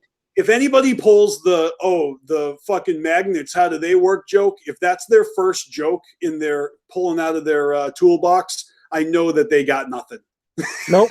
Nothing. Nothing. You got no knowledge. You don't know nothing. Like, forget you. Like, I don't pay that no mind. I laugh it off, dude. Like, get the fuck out of here. It's like, it's a meme. It's all it is. Is like millions of people have seen that meme now. That's all. And I love that song too. Like I said in the last Joker's Card review, Bang Pop Boom, I love that song, man. Yeah, they make songs for everybody. They really do. Fuck it. Just like they make merchandise for everybody. You're not going to see me trying to squeeze myself into one of those fucking girly shirts. Like, that wasn't. And there's going to be some fucking ninjas that, like, they actually need that motivation. Like, that song is going to be uplifting to them, and it's going to speak to them, kind of like certain people, like, they'll hear a song and they'll be like, oh my God, that speaks to me. Like maybe Joke Your Mind, from, like, remember when he covered Joke Your Mind in the skit? On Chaos Theory, right? Yeah, the old man's like, hey, I may be in jail, but I can dream, and I can, and it's like, yeah, motherfucker, yes. Get out of the ghetto, and if you can't get out of the ghetto, fucking find some joy. It's, I don't know, man. It's fuck it. I got out. I was in the projects from like 92 to 2001. A lot of fucked up shit happened, but I had good times there too. You know what I mean? Mm-hmm. Yeah. Well, that. So right there, it's just it's a little reminder. It's a reminder to keep your head up. So fuck yeah. Love that track. There's plenty of other songs where they're telling you that they're going to slit your throat, telling you should kill yourself. Like, let them have a truth track, something that's actually useful in life. And then it's up to us to be smart enough to shift through the what do you call it? The sincere stuff and the sarcastic stuff. It's on us. Chris Brown, Shooting Stars, gotcha. Wait a minute, hold on. So you're saying that Bazooka Joey, I shouldn't find a bazooka in my grandfather's basement and walk around like it's fucking Grand Theft Auto? Hold on. I put that in my notes too. Forgot to mention that. It's like GTA, you know what I mean? Just running a rampage, blowing shit up. Well, that's half the time. That's what ICP is you put that shit on so you can vicariously live through their fucking tomfoolery. It's amazing. Yeah. It puts you in, and they lyrically kind of put you in a spot where you can already relate with the character, and it's just so that's why motherfuckers are feeling this shit, is because it just it's very easily digestible, and it doesn't take itself too seriously. It's sometimes it's messy and corny, and but it's Mikey Clark, man, unsung hero of this Joker's Card. Mikey fucking Clark. That's all I got. Oh yeah, one of the greatest producers of all time. Easily, in my opinion. Maybe this is the worst fucking track on this album. Maybe Scream is, but it's still fucking great. Oh shit! Next we get When I'm Clowning. Oh man, love this track. Jay and Shaq just spitting that wicked shit. You know what I mean? I love the rhyme scheme too. I get illy. Someone lace my Philly. That shit's ill, man. Very dope. Love the sound effects too in there. Dope as hell. Yeah, it's all the stuff you can picture a clown like having a honky nose, or like when you go and you blow a fucking, I don't know what they're called, like on New Year's Eve. shit or whatever the fuck. I know what you're talking about.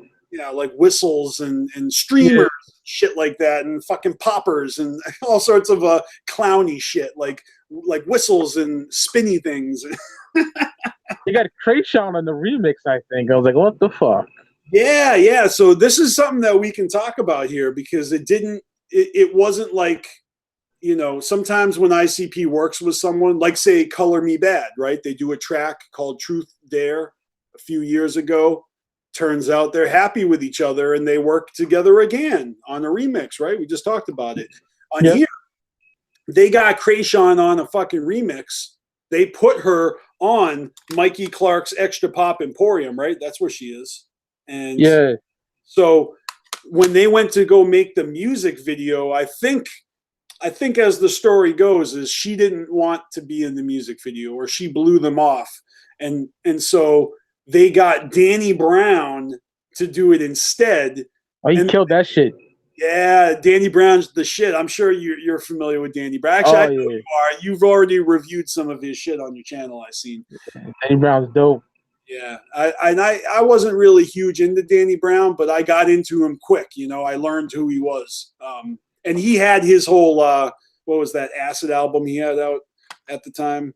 So Triple X, I think it is. Yeah, I'm not the biggest Danny Brown fan, but he seems like he fits right in, like real good. Like his whole attitude and he's wild. You know what I mean? Oh, yeah. So it's a great choice and a great. I don't know if Krayshawn was the best fucking choice to begin with. I think in 2012 they wanted to work with a female. And this is before the age of Blase Rose. Okay. Yeah. Oh, yeah. So like this many years ago, there still was like a small number of females in the underground that they could have worked with. But like I said on Carnival Spirits, like 4 years ago, they really did only work with big names. Hobson, Tech Nine had strong followings, Krayshawn may have ended up being like a one-hit wonder, but at the time, she was a fucking name with a buzz. Yeah, she was. Her and her little sister V Nasty, whatever the fuck was going on there, man. And I don't know what's up with her, but like not long after her hit album, she started making YouTube videos like you and me, like showing herself, like doing her laundry and her nails and thrift shopping and. So, like, she couldn't have been doing that good. Right? Not to knock YouTubers, man. Like, I love YouTubing, but, like, I don't know. I'm not Krayshawn. So, I mean, I could understand if people love Krayshawn and want to follow her, but, like, she isn't doing anything else. Like, she went from being, like, Little Kim to being the Boy Blue. Oh, shit. Wants to be like him. That was a joke.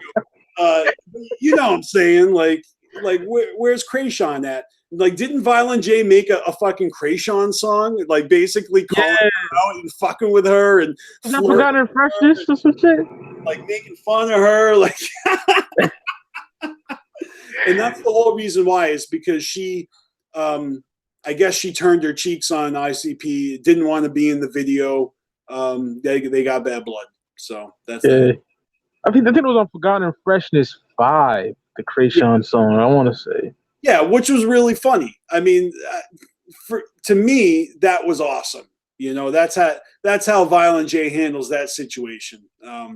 Fuck yeah. Make a whole song, a music video, dressing up in a bath towel with a bathrobe, and like sit there with a picture of you in a frame, and like a whole.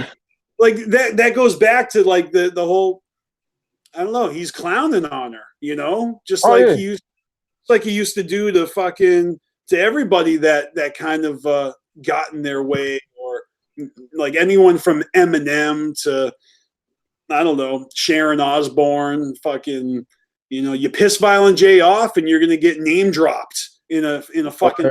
To me, it's like they were blessed. Like, you guys are so lucky. you guys got mentioned on an ICP album.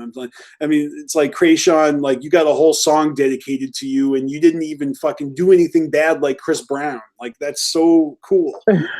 I'm gonna piggyback off you for a minute, TJ, because I respect that about Jay, because he dissed one of my favorite rappers. Well, I'm gonna say one of my favorites, but he has one album that I absolutely love called "Here to Save You All." Chino XL. Okay. He dissed them on that Hell Cellar EP because he dissed ICP. He said they're a mockery for hip hop, and I ain't down with that. Fuck that. You know what I mean? And he is more lyrical than Violent J, but Jay didn't give a fuck. You know, so I respect that. Like Jay even goes at niggas that are not in his bracket of MC, and he don't give a fuck. So props to him for that. You know, I didn't bring it up earlier, but when we were talking about Night of the Chainsaw, I think, is that the one that has Ice Cube on the remix? Chris Benoit. I want to say. Yes. Chris Benoit, Ice Cube, Scarface. So if you guys don't know, like ICP has gone on record multiple times talking about how Ice Cube and NWA were huge influences, and how when they got Ice Cube to perform at the Gathering the first time, because Ice Cube has performed at the Gathering a couple of times, but they got a chance to go into his trailer, introduce themselves, you know, talk to him for like 5 minutes. And Violent J like wrote about this experience in one of his post-Gathering like recaps. And I remember reading that. Yeah, he talked about how nervous he was to meet his hero and shit. And okay, I only bring this up, and you made me think of this, you know, with what you just said, but like ICP, or, you know, psychopathic riders, whatever you want to say about like second identities and being anonymous when you're a rider, but they totally dissed Ice Cube back in the day. Do you remember that? Do you remember? Ice Cube's a bitch. Yeah, dude, up on the New Year blimp. I mean, look, they're taking his own rhymes and they're flipping it into a diss to him, just like they did with Slim Anus and Eminem. Like, yeah. And what sucks about that? That's on some like rioted EP that was very rare. That's not on an album, if I can recall. That's one of the few albums like from that time period that I never got my hands on physically. Yeah, and I love Riders, dude. And it's because I never went to that Gathering. I think that album was like a Gathering exclusive for a year that I didn't go. So yeah, that shit is hard, man. Yeah, I love Riders. So I always think of that. Okay, I think of that, and I also think about Isham when I think about when my favorite rappers beef with each other, because nothing is ever written in stone. Nothing lasts forever. People change. People's feelings, you know, bad blood can dissipate, and feuds can turn into rekindled relation. You know, so like, even though it may seem like all is lost and hopeless when it comes to Dark Lotus or anything of that nature, I always think about how Violent J said Ice Cube was a bitch like a decade before he was so honored to meet him. And, you know, I'm just wondering, like, what's going on in your head? Like, and what was it? Was it because you felt like Ice Cube was selling out at the time? Was it because he was making like Disney movies? I don't even remember what the main issue was, but yeah, I don't know what year that was. It had to be somewhere around like 02, 03. I'm kind of shaky. Early 2000s, if it was a part of the series. I know I have that song on a Pendulum CD, you know? Yeah, that shit is hard, man. I want to get that shit. Download it or something. It wasn't just on that Riders EP.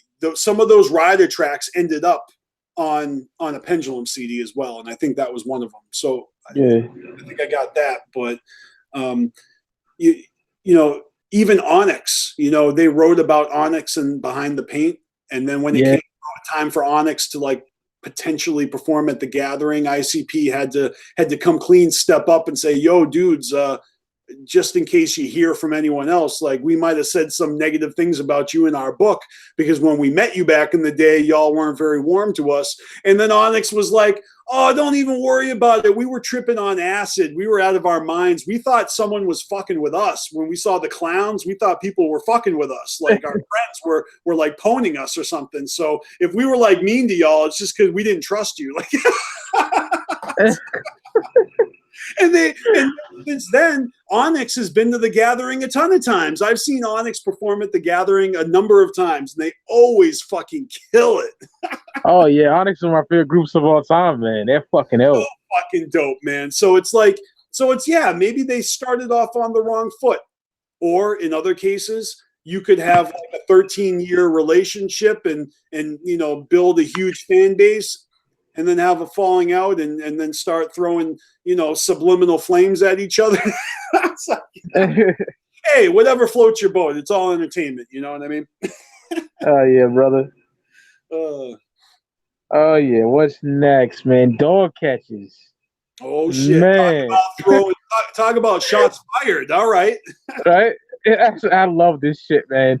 ICP dissing the fuck out of racist-ass dog, the bounty hunter.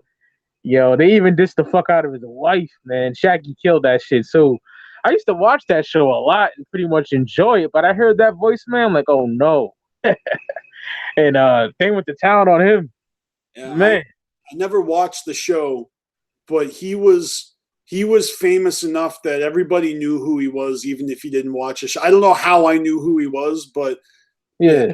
I never actually watched his fucking show, but tabloid shit. Everyone heard about Dog the Bounty Hunter. And then what? He got caught, like somebody recorded him saying some racist shit. Like, did one of his actually like rat him out or something? I don't know. I guess his son was dating a black girl and he didn't like that. And he's just straight up saying nigger with the ER on the fucking voicemail. I'm like, oh no, fuck this dude. He's not on camera, but you got to think when you're a fucking, I don't know, a reality television like celebrity, you might want to, keep those kind of comments to yourself. But maybe he wasn't thinking about like, oh, someone could be wiretapping me, and this is going to be used to as a smear campaign. Not even, but really just an eye opener of what a scumbag he is. I think a smear campaign is more when it's unwarranted and they're trying to like grasp at straws and take a motherfucker out just because they have a personal vendetta. In this case, it's just like a douchebag alert, red flag. We've got a racist fucktard over here. Let's all, yeah, you turn our attention to the racist bigot. And they're always great at doing that. That's why I don't get, if you're a racist juggalo, you need to just, no, don't be here, bro, because we ain't about that bullshit. Yeah, it's weird. Like the morals that we share. Every once in a while, someone will reveal themselves to be like, well, actually, I'm actually, not down with that fucking, burn the rebel flag shit. Like, I'm actually all about, that symbolism of racism, and so maybe there's a little bit of brainwashing going on. And I don't mean disrespect, because for real, like if someone is truly racist, like I can't change that. Like I'm not trying to. Like you can be racist. So if you're going to signal out to the world like, hey, everyone, I'm racist, you got to deal with that. Right. And if you're not racist, then don't be ignorant and cling to a symbol that is worldwide known for, racism. So stop being a champion for a racist symbol and you won't be called a racist. Like no one's saying you're racist, but if you're going to fucking rep that flag, there's going to be some negative connotations to it in certain people's eyes because of racism. So what are you going to do? Or love that shit though. That's a dope track. Yo, they went hard. Dog catches, man. Fucking ICP going hard again on the dude that got himself in trouble like a year prior. It was like already dead. Like no one gave a fuck. By the time Mighty Death Pop came out, everyone was like, "Dog, the who? Oh yeah, that guy. He's still around." And he definitely forgot about now. For fuck's sake. I just remember when this album came out, I was all excited about like, oh shit, here they're calling out Dog the Bounty. It's like crickets. Like nobody. Come on. Right? I thought it was a dope track too, man. Love that shit. It was good, man. It deserved it. I don't know. I mean, I guess maybe more racists were supposed to get mad at it and stick up for Dog, and then we could. But I'm sorry, we're better at fighting with ourselves, aren't we? All right. All right, I digress. Oh shit. But yeah, next we get Daisies, man. This is dope. Jay talking about being alive after the world ended. This is just going from what I think it's about. You know, he sees no sign of life until he sees a daisy, and he hopes for a new life, man. I love the bass. The bass is dope on here, man. Dope. Mikey Clark production as always. Not a favorite of mine, but it's still a dope track, man. What's your thoughts on that, TJ? Yeah, it's definitely one of those tracks that has a different vibe to it. It's kind of, I don't know. Well, it's a solo track. It's Violent J all by himself. So you know, Jay's always experimenting and doing all sorts of different things, and Shaggy's not even involved. You know, so that's what I look at this track as. You know, Jay probably has like for every solo track on the Joker's card, he probably has like 5 more because he's a worker. But this one definitely deserves its spot on the Mighty Death Pop. I think the message is dope. You know, the whole like he had like written out descriptions for each song of the Mighty Death Pop that they released online, and for this one, I think he said that, you know, it's from the perspective of a person who's alive on a planet, not necessarily Earth, but it's just alive on a planet that everything else is dead and gone, and like you said, he stumbles across a daisy, which is like the hope of life. And so the moral is, no matter how shitty or empty life seems, it's just those little things that can make everything better. So stay positive and be an optimist, and life will be less messy, or I'm sorry, less empty, not messy. You know, it's a dope track, man. Like Jay knows how to express that feeling in this track. So I'm a fan of it, but it's not like a party song. You know, you don't put this on to like nod your head with your boys. It's more of a thinker track where you just kind of vibe to it, like maybe, you know what I mean? Yeah, not one of my favorites, but I do like it. It's not bad. I mean, look, you're gonna try and play this for the ladies, like then you're gonna get somebody start to like get like dancing like they're about to sumo. You know, like, oh my god.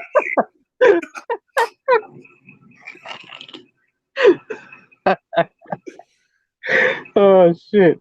You know, because it's a hype song. It's just a slow burner. Yeah. Oh shit, that was funny. Oh shit. Beneath the dirt. The dirt. It's a slept-on track. It is and it isn't, man, because I feel like real juggalos, they don't sleep on nothing, but it's not appreciated by, you know, the greater population that you know, that doesn't give ICP enough credit for things like having a song like this, which again is not meant to make you laugh. It's meant to make you think. So yeah. I don't know. Some of these songs, like you don't even got to be a smart person, and like listening to these songs has got to be fucking fascinating. Like, right. Like if I had an IQ of like 17 and or just like a severe drug you know, addiction, and or maybe I was just like, you know, half retarded or something. You know, like these songs are fucking like bangers, man. Like every one of them. Mikey Clark is a fucking genius. Fuck yeah, dude. That's why, you know, I think they still have that album and it's gonna like be amazing. You know, I love Phil's Fat Fury, but to get Mikey Clark and Lex Diamond back in the picture, oh man, they got another banger. Jay said in an interview one time that back in the day they would just write their lyrics, you know, and then yeah. they would be fed beats by Mikey Clark, but nowadays, like on this album, it's different. Now they get the beat given to them, they listen to the beat, and it's like, all right, what am I going to do with this? So it's like props to Jay for taking this beat and listening to it and just being like, yo, I picture this. Okay, here's what I picture. And then explaining it and doing it in a way like it's really fucking dope. You know, this is what I like about Violent J is his ability to take you out of your body and put you in a situation smack dab in the middle of a scenario where you understand and it makes sense. And it's to a Mikey Clark fucking banger. So to me, it's like classic ICP, even though it's probably one of the least fucking, you know, important songs. But it's like, to me, that's a deep cut right there. Yeah, I agree with bangs. Yeah, I agree with Rombo and Shanzi. They said the vocals are mixed a little too low. Yeah, I agree on that one. Yeah, it makes it hard to hear. There's a ton of where I have a hard time hearing what the fuck is he saying? Like, what the fuck? And they're using like slang and Shaggy's making words up and saying shit backwards. I'm like, what? What did he just say? Yeah, man. Yeah, sometimes like they do it on purpose, you know. Oh yeah. But then again, maybe it is just you know, maybe you can hear it if you had better systems. You know, sometimes you listen to music in your car and it's got no bass. You know, so you listen to this song on some headphones, you can hear everything. This album is definitely meant to be cranked. You know. Oh like, yeah, this shit's banging. Music, man, really big sounds on this album. For just every track that we've gone through, from fucking, you know, When I'm Clowning, Kickin', like, you know, the trumpets and fucking Bazooka Joey, bump, bump, bump, bump. That shit is hard. I love that shit. Yeah, dude. Now we get to Where's God, man. Love this shit. Yeah, now we're talking about stellar production. This song has got it all. It's got trumpets, it's fast, it's fucking plush with all these noises, like Clown's talking about with asking like, where's God when all the fucked up shit happens? Like, if he existed, why does all this horrible shit happen? You know what I mean? And I'm kind of there. Like, I wouldn't say I'm a straight up atheist. I'm just saying, if you know, why does this shit happen? though? You know what I mean? So I can understand where to come from with that. You know, love the track.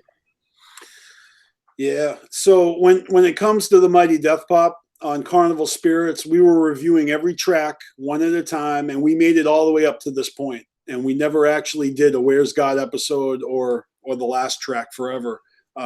So I'm in, like, you know, new territory. I've never actually podcasted about this song before. Here you go. You got to hear. I kind of feel bad because, like, I've been promising Panic, yo, we'll finish the Mighty Death Popcast and we'll do the last two songs. We never did.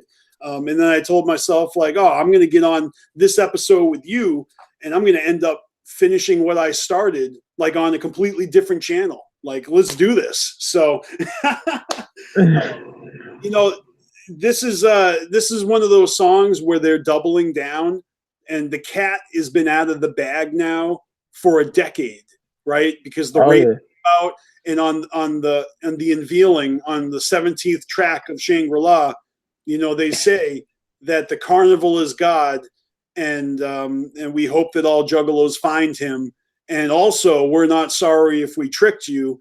And then from that point on, you know, Jay said that the juggalo world was like a spaghetti strainer that has a bunch of sand in it, and all the juggalos in there are sands or diamonds, and all the sand fell through the fucking holes of the spaghetti strainer, and those were the ninjas that fell off after the unveiling, and all the diamonds that stayed in the fucking spaghetti strainer are the ones that were still there, the ones that were down with the message and still down with the clown.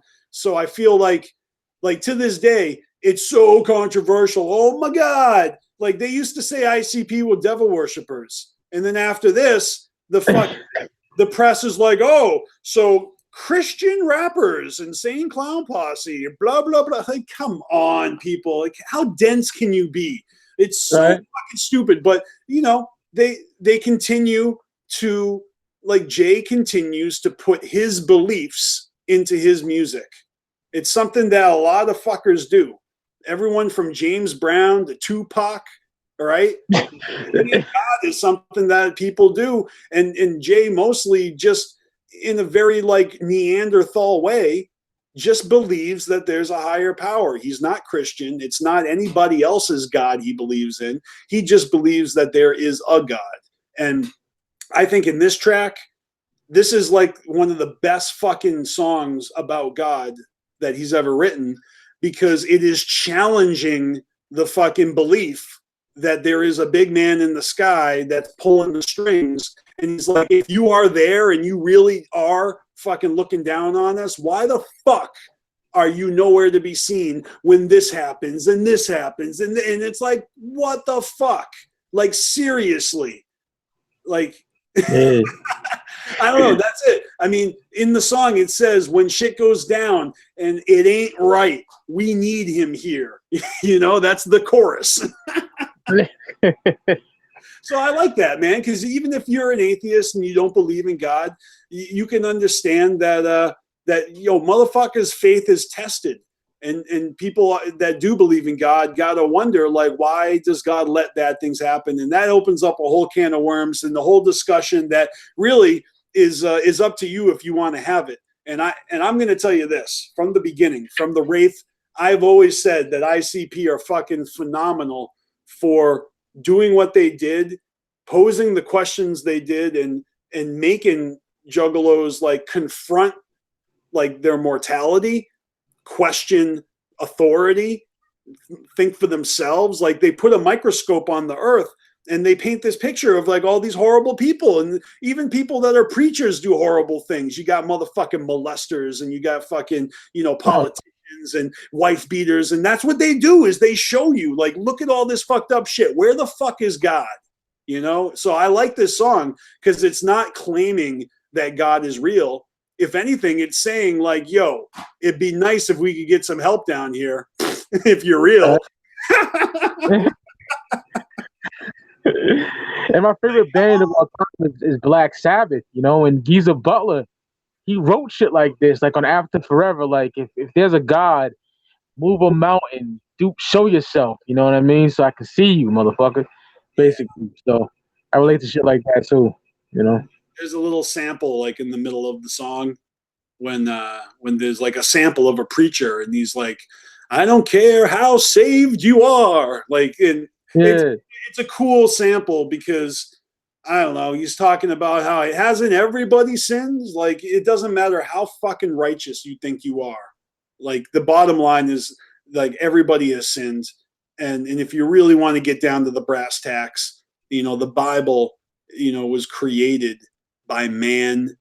Stories were written down that used to be told like word of mouth through generations, and there's such a thing as allegory, where it's like the message of the story is it's not necessarily like they're telling true stories, but they're telling stories like fairy tales that have meaning and messages in them. So the point is that you get the message, not necessarily that shit really happens, Yeah.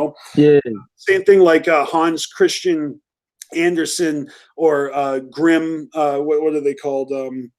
Grimm's fairy tales. Just any storytellers. Where there's actually like a lesson to be learned in the story. So why am I ranting about this? Like, because people are stupid, and some people cling to the Bible. And they're like, they take it as scripture, no pun intended. They're like, see, it says in the Bible. I'm not. It's like they're not thinking for themselves, and they're using like this tool that was meant to almost be to monitor your own morals, like to be your own conscience for you, because maybe it was a little more caveman back then, and you had to do something to compete. So religion had some good intentions, but humans are corrupt. And so you've got corruption in the upper echelons of the church, and then you've got the fucking the whole economy and everything else that spirals out of control, and so really this shit is just a fucking smorgasbord for fucking songwriting. I mean, on Mighty Death Pop, you've got songs like this, and then on Flip the Rat from Fearless Fred Fury, you've got a track where Violent J is saying, "I could never be God. Are you kidding me? I don't want that responsibility." And so this is, I could never he's be wrapping God. his head around these ideas. This is Jay working out his relationship with God in front of all of us. It's like we get to witness this guy's fucking therapy. It's beautiful. He's done other ones too. Like, didn't he have a song called "If I Was God," where he kills Bin Laden and fucking slays dragons and Yeah, shit? yeah. What the fuck? What's that on? I can't remember what That that might on. have been on like I want to say a DJ Forgotten Versions Play, 3 or something. I don't know. shit like that. Um, Great breakdown though. Fuck yeah. yeah. So I love the track, you know, and it does not even matter if you believe in God or not. This is a conversation that human beings have. Everybody, when they go through their life, have to question these things. You know, you get there eventually, even if you put it off and try to avoid it. I think everybody eventually has to face their mortality. I mean, look at the song "Call Upon Your Gods," right, where Jay Oh, is basically calling motherfuckers out on being too cool to believe in God until they're actually facing death. And then they all fucking start crying and praying and saying, "Oh God, please save me." Like I've been, you know what I mean? So it's like a little too late, motherfucker. Like, hold up on your guys, man. Tales from the Lotus Pod, Mars version, my favorite psychopathic album of all time. Like, yeah, period. yeah, Ooh, fucking album deserves a whole episode, motherfucker. I'm doing it, brother. I would Anybody's love to be a invited. part of that, man. I got a lot to say about that. I tried to get you and Rome Bone up on that motherfucker, and Hell yeah. man, that'd be fresh. There's a lot of albums out by ICP, very few that I wouldn't have a lot to say on.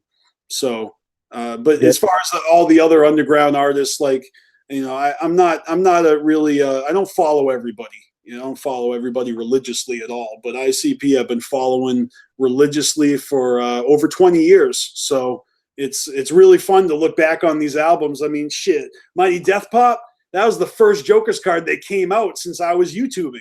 So, you know, it was the first time we were like, oh shit, there's new songs. Let's talk about them. And yeah, man, the YouTube community has grown.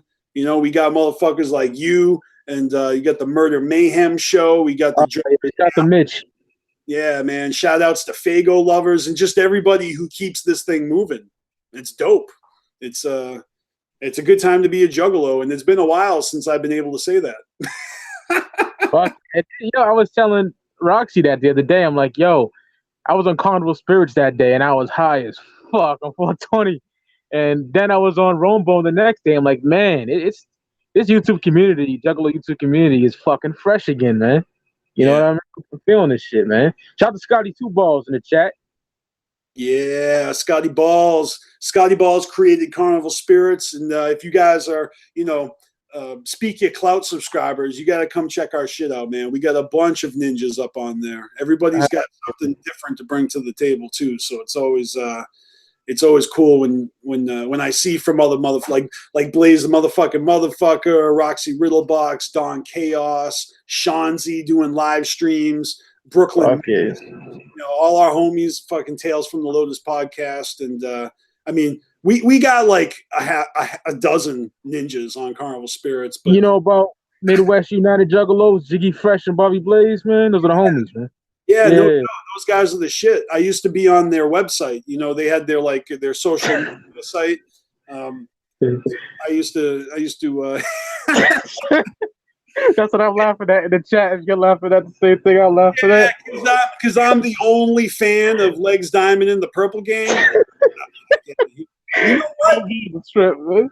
Motherfuckers be like, I don't like Sugar Slam on the album. You know what? Y'all love Bazooka Joey, and she be all like, Bazooka Joey. You love that shit. So fuck y'all. Oh, it's cool when it's Shaggy dancing with a bazooka, but when it's Legs Diamond with fucking 9 pistolas, y'all are like, I don't like the old time gangsters. I like the new gangsters that get on the FBI's assessment list. That's the kind of juggalo I am. Like, Yeah, man. I remember I was going to the Poughkeepsie, New York Abominations show. And my boy Eric, he was playing the Non Pistolas. I'm like, oh man, I don't like that shit. But much love to TJ that he fucks with it. I don't give a flying fuck, man. Who don't fuck with it? That's the joy Yeah. of Juggalo, though. You know, you do Oh your yeah. thing. Uh, it's all good. You know, I feel like that was a long overdue album because they promoted Legs Diamonds in the Tunnel crime, of Love, right? yeah, and Tunnel of Love. So it's been like fucking like 2 decades we're waiting on this Legs Diamond album, and it wasn't what we expected. But as the concept, it seems like they stuck pretty close to what the original concept was because they promoted it as the crime family, right? And that's exactly what Legs Diamond and the Purple Gang are. And if you look into it, it was like a real fucking Irish gangster. So, oh shit, like during Prohibition times, it's a concept album. It's like a throwback, and like an American Tale. It's like a national treasure. He's a fucking Juggalo icon. Legs motherfucking Diamond. Are you kidding me? Everybody needs to fucking go buy that album. Put it in your collect. Don't even open it. Just go buy it. Put it on your shelf like a trophy. Yeah, it's one of the few I don't own. I don't own Blase either. Never will. Fucking what else? Motown Rage. That's about it. I have like every psychopathic album, man. Maybe Damn you've heard me it. say this before, but Motown Rage on their one EP, they sometimes sound like Iron Maiden to me. Like they sound that good. So Oh man. yeah. Just like a couple of their songs, I'm like, oh shit, they're getting into a Maiden type, vibe on this track. And so, not my favorite, but respect to them for being that kind of metal that has that melodic vibe to it, Yeah, and I don't want to unfairly shit on it because Jesus Christ, it's been over 10 years the last time I heard it. So you know what I mean? Yeah. Yeah. You know what? This Juggalo thing, it's got a lot of sideshow artists that are sometimes, for lack of a better word, they're like has-beens. They'll give us Coolio, and they it's like they it's a little endearing sometimes. Like they're working with their old heroes and stuff. Like I love it when they do shit with like, I don't know, Two Live Crew or Vanilla Ice, or they. So it's not always going to be a legend like Ice Cube and Ice-T. Sometimes it's going to be a fucking, I don't know, someone a little bit less impressive, but just as significant to, I guess, if you've been a fan of them for a long time. Like they got to do a song with Awesome Dre, their fucking hero, Yep. right? Now, Awesome Dre is not the fucking best rapper, and he's not famous or anything, but historically, we all know the role he played in being an OG and his inspiration. So it's like, without Awesome Dre, would we have ever had an Esham and an ICP? Like, who knows, So you got to respect that, and I respect the artists they worked with, like Big Hutch. Cold 187 of them. Yeah, I love songs with fucking Biggie Smalls and Tupac. Are you kidding me? Eazy-E? Are you kidding me? Yeah, he was signed to Ruthless too. Yeah, it may not be the best fucking album, and it may be weird that he's rapping over everybody else's beats, but god damn it, it's a creative project. Like, yeah, that's the album I don't like. But I like Code 187 because he's in Above the Law, and I love Above the Law. You know what I mean? Gangsta West Coast shit. Murder Rap. Yeah. Yep. And they did a great job covering that. That shit is fire. Yeah, Murder Rap was the first song we ever heard off of the Wraith, and when at the gathering, they came out and played that song first. I was there, and so that was the first time I ever heard it live. It was pretty fucking, that's fresh. Pretty fucking sweet. Got to hear that in the Juggalo chant, the one where Sin is like, "We'll never die alone. Juggalos will carry on." Yeah, and that's the same sampler that had Simple and Blunt on it too. I remember that. That's why they were playing it, because they were starting to promote the Wraith, and they had that sampler that they were just starting to hand out. But they played it over the speakers at the gathering before anybody got their hands on the sampler, and so that was the first time we heard it. That's fresh. Yep. Yeah. Now we close out the album with Forever. Oh man, I love Forever, man. What can you say about this one? Holy shit. Yeah, Jay and Shags talk about not letting whack shit getting the best of you, talking about wanting the fresh shit to last forever. I love when they say We just want to see us all together after forever off in Shangri-La. I love that shit, man. Because you feel that carnival high, you know, with all the ninjas. Man, I love that shit. Such a great way to close the album, too, man. Amazing. They got a knack for creating songs that build and almost become euphoric, right? Like Oh, pass yeah. by, nothing's left. Those album closers are historically just epic. Like one of my favorites is Shaggy's "Fuck the Fuck Off" album closer, "Your Life." It's all about karma. That one comes to mind. If I Was a Serial Killer is another good one, and this one, the way they do it with the guitar and the clapping and the whistling, it's very clever, but it creates that same effect when they start chanting, like you already quoted, off in Shangri-La. Wow. Like, I think that's Ruby. That's got to be Violent J's daughter at the end. Like, you hear the little girl saying, off in Shangri-La. It's so cute. I love Forever. So have you seen the music video for this? Yeah, man. It was released on some Psychopathic Videos compilation DVD, wasn't it? They never released it. They never released it until they put out Psychopathic Videos Part 2, and so in the beginning of the video, they have somebody introducing every song. This one I looked up on YouTube, and just to refresh my memory, I wanted to bump it, and they got Kevin Gill, introducing the song, and he says in the beginning of the video that they spent $45,000 producing the video, and then they didn't like it, so they didn't release it. That's crazy. I think Shaggy has some Kango hat on in the video. I can't remember. It's been a while since I checked it out, but it's dope.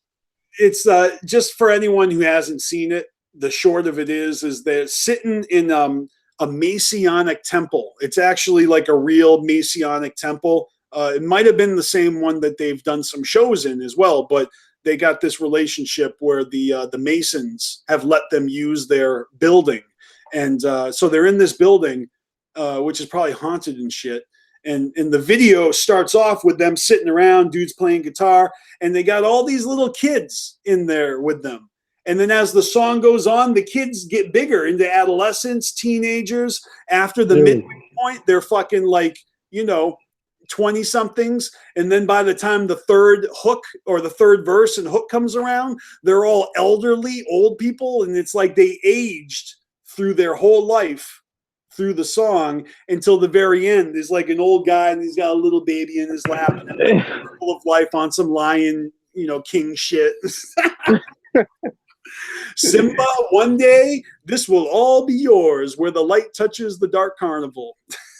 But it's a dope video, and I don't know, man, it's a little corny, it's a little awkward, but it's definitely a nice concept. I'm glad they released it. I would have hate to have never seen it because it's kind of cool. It's not really my favorite video, but they made a video for Where's God. We didn't even mention that, where they're carrying a cross down the street. Remember that? Oh yeah, yep. Remember that shit. Yeah, they did a lot of videos for this one. They just didn't release them all. And sometimes the videos got released too soon. Do you remember when Hater to Death, Apple iTunes released it 2 months early than they wanted it to? Yep. Yeah. So, I don't know. That was kind of a little debacle. Shout out to Joker's Gallery in the chat. Hell yeah. Hell yeah. Looking forward to that 20th anniversary of Jake and Jack. Oh yeah, man. I'm really excited for that. Right? Fuck yeah. You're in it. I'm in it. We both have segments, right? Yep. That's what's up. Fuck yeah. I can't wait to see everybody else's parts, like Roan Bone. I saw Mitch from Murder Mayhem. He's in there. Yep, he's in there. Fucking I think Echo Side Fiend from Carnival Spirits is in there.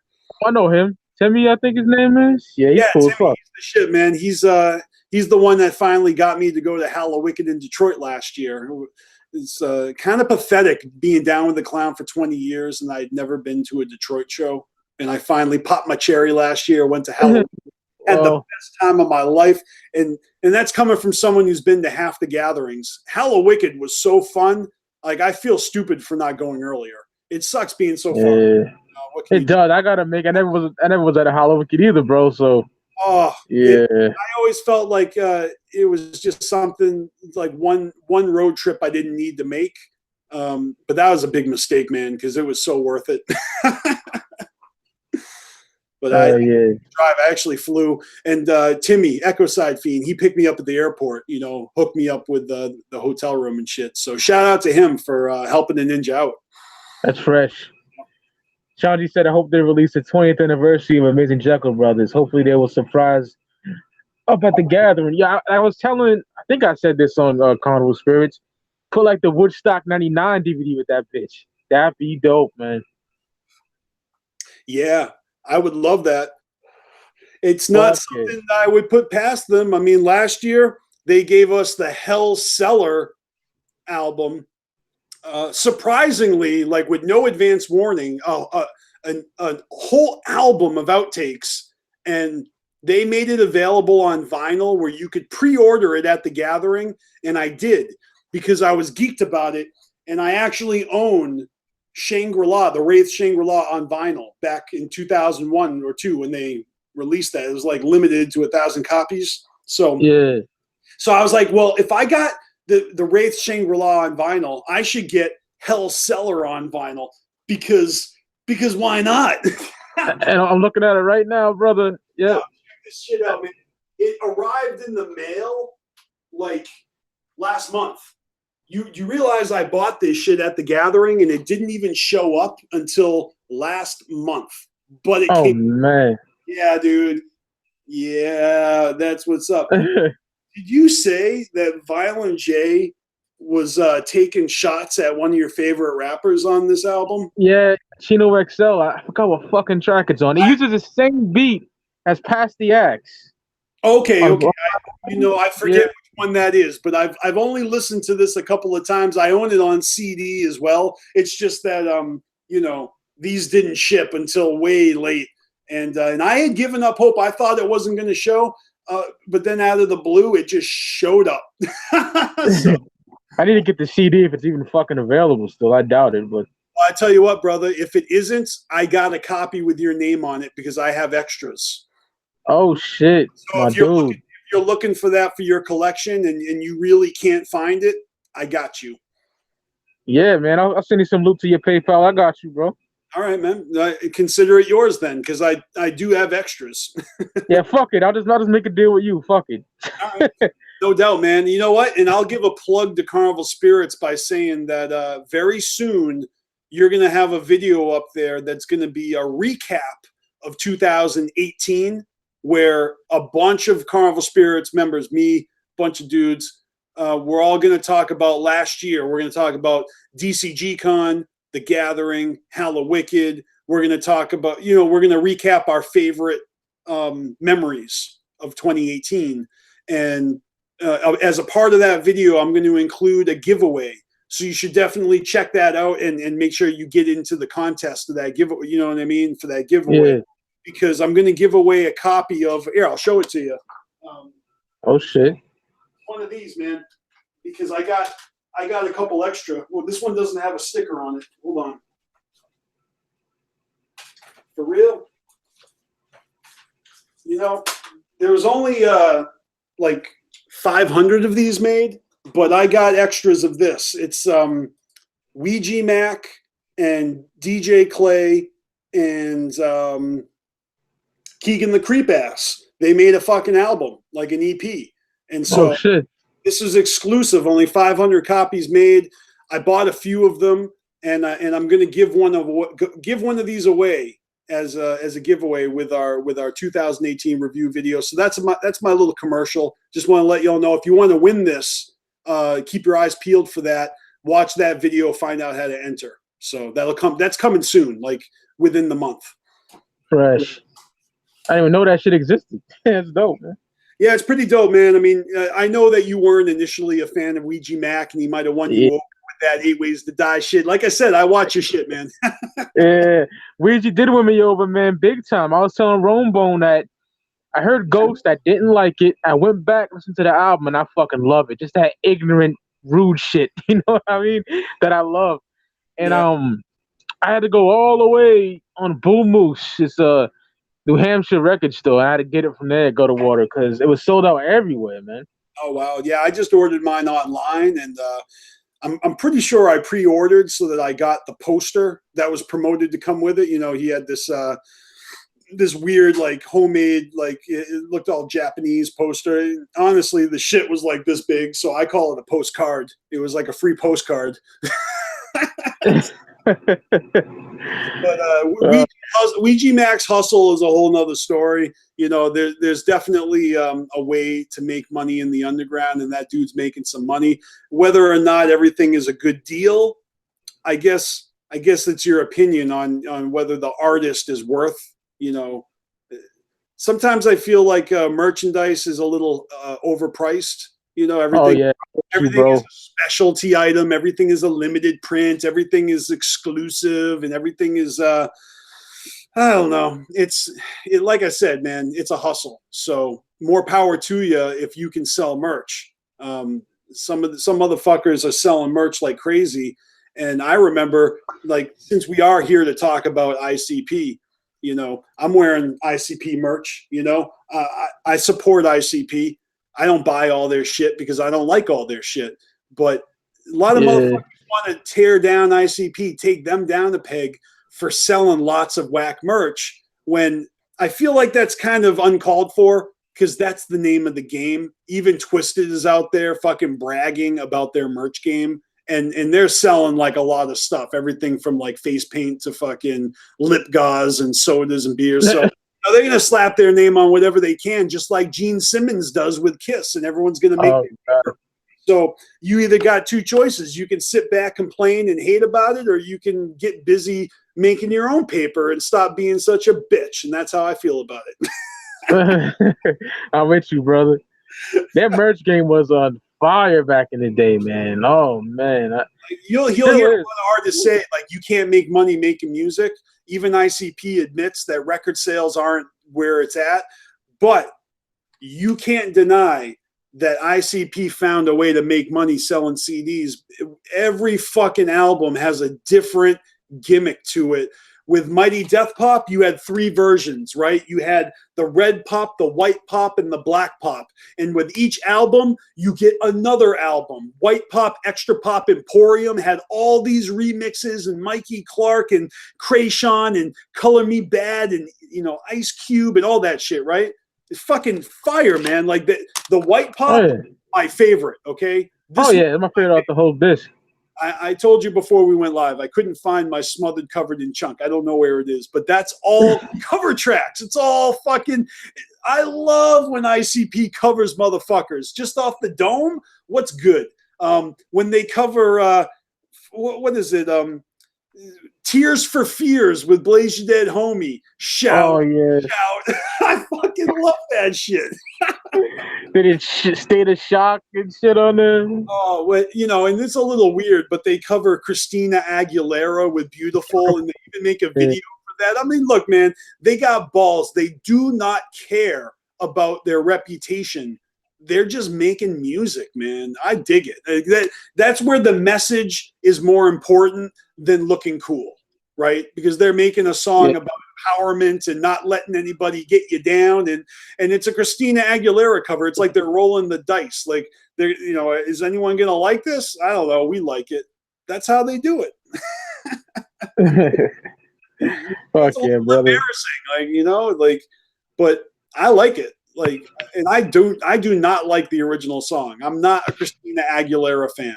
It's not like it sucks. It's just not my cup of tea, you know? Yeah, I'm with you, bro. So, there's not much I don't like, but I'll be honest with you, on Extra Pop Emporium, there's an outtake called Up Ya Ass. I could do without that song. Yeah, it doesn't even. I don't ring. It doesn't ring a bell for me.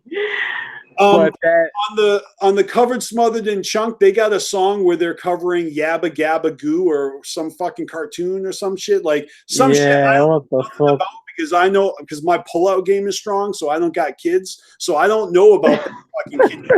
All right, I don't know Yabba Gabba, and so I hear that song and I'm just like, nope, no, I got no emotion for it. I don't like it.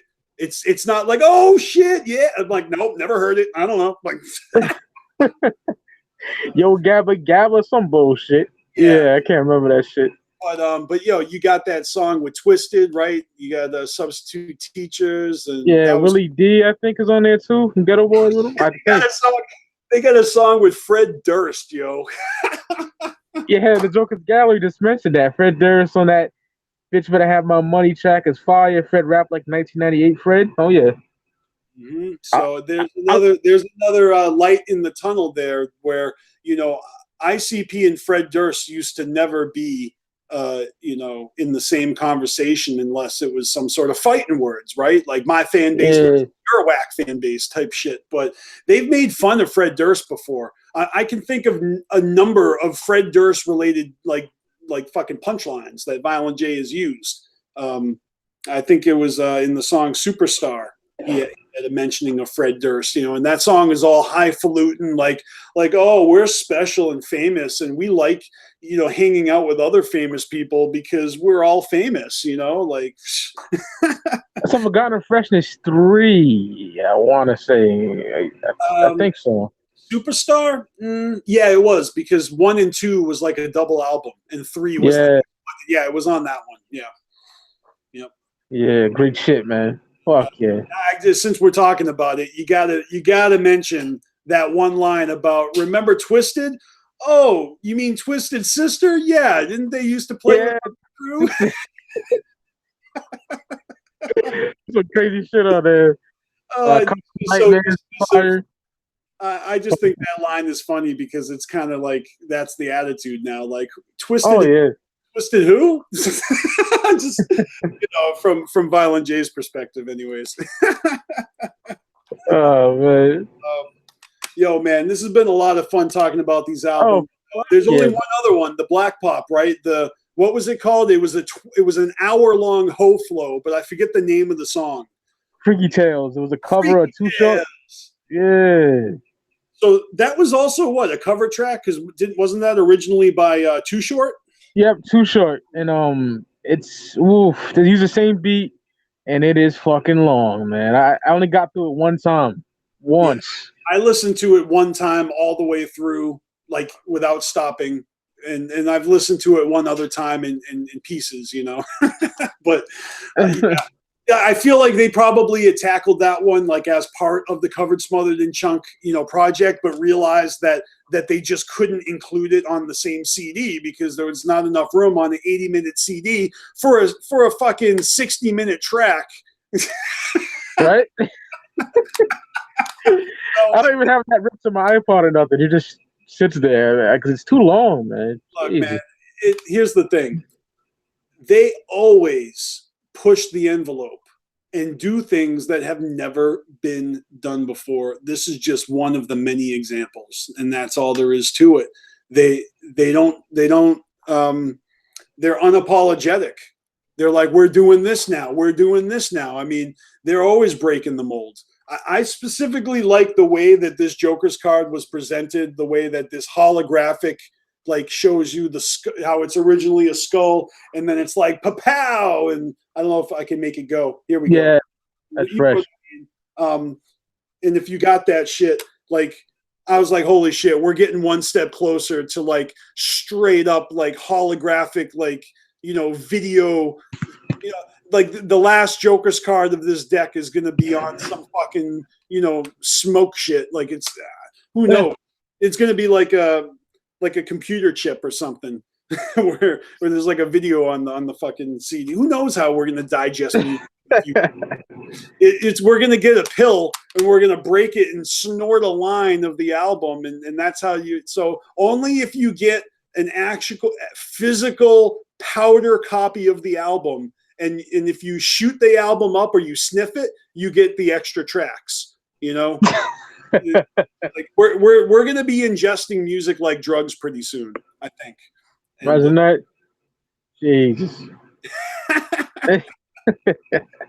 Let's ask Elon Musk. What's good? How are we going to be listening to music? Because before we were listening to vinyl and cassettes. I got all the Joker's cards on cassette. Now we got CDs. So Motherfuckers are already fucking ignoring CDs and going straight to digital iPods and streaming. So what's next, man? Seriously, are we getting a microchip right here where we can just like fucking, you know, tap into the mother source and like in the Avatar? Like, what's good? speaking of that, that's like my next thing to attack when it comes to my like Juggalo shit that I want to get. The cassettes. I used to have the cassettes up to Jekyll Brothers, and I sold the shit. And I want to get the vinyls too. You know what I mean? Yeah. But Riddlebox and the Wraith are going to be hard because they're out of print. But I'll get it. Yeah, Fuck yeah. I feel like I'm missing the vinyl. You know, I just haven't had the funds to collect like that recently. Like since they've come out with the Waxworks, you know, and Yeah. even when Twisted was doing it first, you know, like when they started putting vinyl out, it was during the time when I just couldn't afford it. So, you know, sometimes you just got to recognize that you can't have everything. At least I can. You know, I've got a drug addiction to feed. You know what I'm saying? Like I've got illegitimate children. You know, I've got warrants out for the rest. I'm just like everybody's got a budget in life. You know, so like I don't feel bad. I'm not jealous of people that have things I don't have or whatever. Like, or maybe I'm a little bit jealous of people that have self-control. Like, you know. But I'm a juggalo, so I actually my biggest enemy is, that's my whole mantra now, is that I'm tired. Maybe it's the whole fight back, you know, the fearless Fred Fury thing. Like I'm feeling myself. I'm feeling like yeah, man, I gotta stop being a bitch. It's nobody's fault but mine. Like seriously, TJ. Like you know what I mean? Like I'm empowering myself. Like it's all in my mind. Like I'm my biggest enemy. Like fuck everybody else and their opinions and their problems and their judgment. Like everything I do relies on me. I am my worst enemy and my fucking own hero, you know? So I'm trying to do that, live my best life, have fun with this shit again, get out of my fucking head, leave my depression at the door, because I deal with shit, you know? I'm with you, bro. I think that's why I think that's why I am so heavily down with this shit, because it is that significant. Music moves me. You know, I don't just listen to ICP, Psychopathic. A lot of y'all have been like lamenting the anniversaries of some albums, and some of them, some of the posts I see, like you and Beneath the Dirt posting like the anniversary of Rage Against the Machine, you know, Evil Empire. When that anniversary came around, I started seeing everybody tweeting and Instagramming, and I was like, shit, it's been years since I bumped that album. So because of y'all, I went and dug that CD out, listened to it on repeat in my car for a few days this week. And, you know, I was down with Rage back then. So when that album came out, I bought it on the first day. And I actually saw Rage live in concert in 1995 when I was in Norway. And it was one of the biggest fucking experiences of my life. Seriously. So that's dope. So I'm really proud of the Juggalo community for also having like a love and respect for hip hop and all forms of music in general. And it's not just this like we're Juggalos and it's just Juggalo shit. It's like, no, we're Juggalos, a part of the big picture, just like everything else. And it's normalizing us. I love that. I love it. Yeah, I listen to everything damn near, dude. So I can relate to that. Dude, exactly. Fuck yeah. I remember Evil Empire the same day I got Tool, Anema, and oh man, I love smoking to that album. I mentioned it in the top 25 albums to get high to. I put that on there. Yep. I haven't caught that episode yet, but I did like analyze the fuck out of that picture where you shared all the album covers. I went to some fucking app where you just throw pictures in there, and I threw it all together, man. And I thought real hard. I told Rombone, these are albums that I actually consumed marijuana and listened to. You know what I mean? So yeah, it's not some shit I'm saying, you know what, that would be good to get high to. No, I actually experienced it. You're not telling us to smoke to these albums. You're just sharing with us your own, library. Yeah. I actually think that's a good idea, but like if I were to do that, y'all are just going to get like a list of like all of my favorite albums, which isn't it, the music I like to smoke to, maybe this is a good thing to do. Maybe it would be fun to share what I smoke to. Because now that I think about it, like the obscure shit I smoke to might actually fucking confuse and you know, it might actually fucking amuse you guys, is what I'm trying to say. Like what? Like BstMstR be smoking the what? Yeah. Oh man. Shit, man. Fuck yeah, brother. Big ups to your podcast, dude. This has been a lot of fun. Thank you, brother. Fuck yeah. You're welcome back trying to wrap it anytime. up for you, but we did finish every track and we talked about every fucking like additional album. There's not much I can think of about 2012 in this album, except for the fact that you know, this album solidified that the second deck of Joker's cards was going to be fresh. Like Bang Pow Boom to me was fresh, but I still think a lot of my friends were on the fence. And I remember some of my really good homies when Mighty Death Pop came out. It was like a breath of fresh air, and people were like, "Okay, this is a Joker's card. Hell yeah, I like what they've done here." And we all know that there's going to be a brand new day, a brand new fresh start with the next one. So even if you're not feeling Mighty Death Pop, you know, then we got the Missing Link coming. And you know what? If the Missing Link don't really float your boat, guess what? There's Fred Fury after that, and it's a whole new Joker's card. And so they never repeat themselves. That's the one thing you can count on. They're not going to feed us the same shit. And it just might be similar, but it's never going to be exactly the same. You know, it may be a little better, it may be a little worse. But I like what they say in the song Forever. You know, he says, what? You just because it's new, just because shit's new doesn't mean it's better. You just might like the new shit or whatever. Yeah, that's a dope line though, because it's true. But isn't that so true? Because isn't that what the main gripe is? Is this isn't as good as the original 6? Like, all right, calm down. You know what? No one's arguing with you there, so you can, you know what I mean? Like, calm down. Yeah. Like, allow them to live. They're not dead yet. Because I'm not gonna lie, I was like, man, these dudes ain't doing nothing fresh. Because I wasn't overall the biggest fan of Missing Link. I like songs on both, but when Fearless Fred Fury came out, man, I was blown the fuck away, dude. Jesus. We're all tested. Every time we get an album, it's like an opportunity for us to show them how much they mean to us. And I think a lot of juggalos like to represent. You know, they take pride in their juggaloism, and then maybe there's a handful or a huge part of the population that they feel dissatisfied or they feel restless and they need some sort of change. You know, there's nothing wrong with that. I just think that it's misdirected hostility. That's a lot of the times it's misdirected hostility or it's egos at battle that, you know, make people want to lash out at ICP. So, you know, if I could just put one fucking more like bug in your ear, it's that ICP always gives you what you need. If you need that fucking wicked shit, or you need that crazy, wild, fucking clowny shit, or you need someone to fucking hate on, ICP's there for you. Like they'll be your punching bag. They'll be your suicide hotline call, or they'll be your fucking punching bag. Like whatever you need. Like they don't give a fuck. It's beautiful. Fuck yeah. It's something for everybody, man. That's what they got, you know what I mean? Yeah.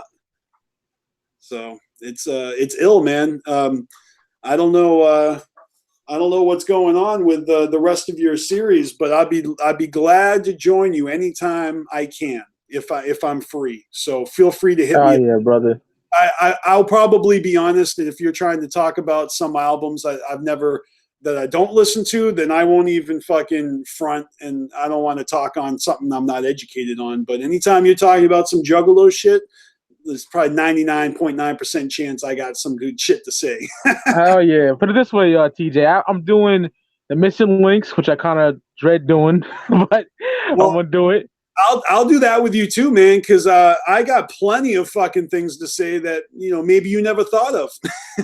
Oh, fuck yeah, yeah. I would love to do it with you rather than do it by myself. Because I'll be honest, I'm not the biggest fan of those records, Yeah, and I'm doing both in one episode to get out the fucking way. Then oh, after that's Fearless, they're not my favorite either.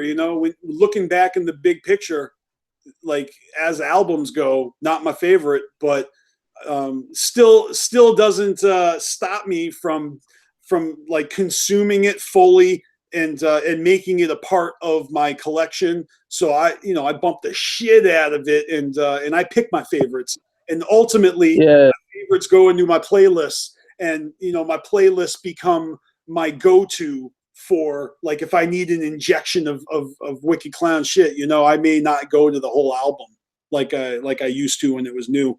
It's tough, man, when you got fucking dozens and dozens and dozens of albums, or all you hip hop heads with hundreds of CDs in your oh collection, god, yes, or thousands. I mean, really, honestly, thousands, thousands, right? Because yeah, even I have like hundreds of albums, and I'm not even a collector like that. I only collect like a few bands, and yeah. the rest I consume online, on digitally. I feel you, bro. And then you can pick a twisted album too, anyone you want, bro. Yeah. I'd be Cause down to talk on any of the Psychopathic releases, because I oh know hell all yeah, by heart. Yeah. yeah, man. That's some of my favorite shit ever. I got Rome Bone for Most Tasteless, Freak Show. Don't know yet, but I want to have someone in there for that because oh my god, dude, I'll never forget it. Halloween day, fucking had to struggle to get through school. Right after that, walk to the mall, got Bizarre, and that. What a day! It was like Juggalo fucking Christmas. Yeah, well, also because it came out on the same day as Bazaar, so it was like Yes, fucking albums in one day. Oh, I'll never forget that, and they're fucking incredible. You know what I mean? Like 2000 was an amazing year. to be Wicked Clown honest with Tomatoes you, Space Tour. now that you just got me hype as fuck, I really want to be on that fucking Freak Show episode. Oh yeah, Freak Show. Fuck yeah, man. Woo! That album is amazing. I love that album. Green Book, I'm doing. Me and Chauncey doing that. Right on. Shout out to Chauncey. Yeah, Shanzi's the shit. Fuck yeah. Are you going to the Gathering this year? No, brother. I wish I fucking could. All right, I was just checking. Will you be at the Yeah, Fury Fest tour this month? that's in fucking Providence too. So Yeah, that's coming up soon. yeah, I gotta I figure shit out. think I told you this last Saturday. I got the day off. I just don't have my ticket yet, so I should be there. It's pretty And much carved in stone. Providence, 15 minutes from me No, nice. too. So yeah, That's cool. No, it's definitely like an hour away from me, but it's well worth it. smoke some bud with TJ. Hell yeah, Get man. lifted. Tell me where the hookup spot is, and I'll be there to match you, brother. Fuck yeah, that'd be fucking fresh. All right, y'all. I'm gonna end this now. But had a fucking blast, TJ. This was fresh. Yeah, same I here. enjoyed it. Yeah, shout out to all the ninjas showing up. Appreciate y'all, man. Whoop whoop. Much love. Whoop whoop. Peace, TJ. All right.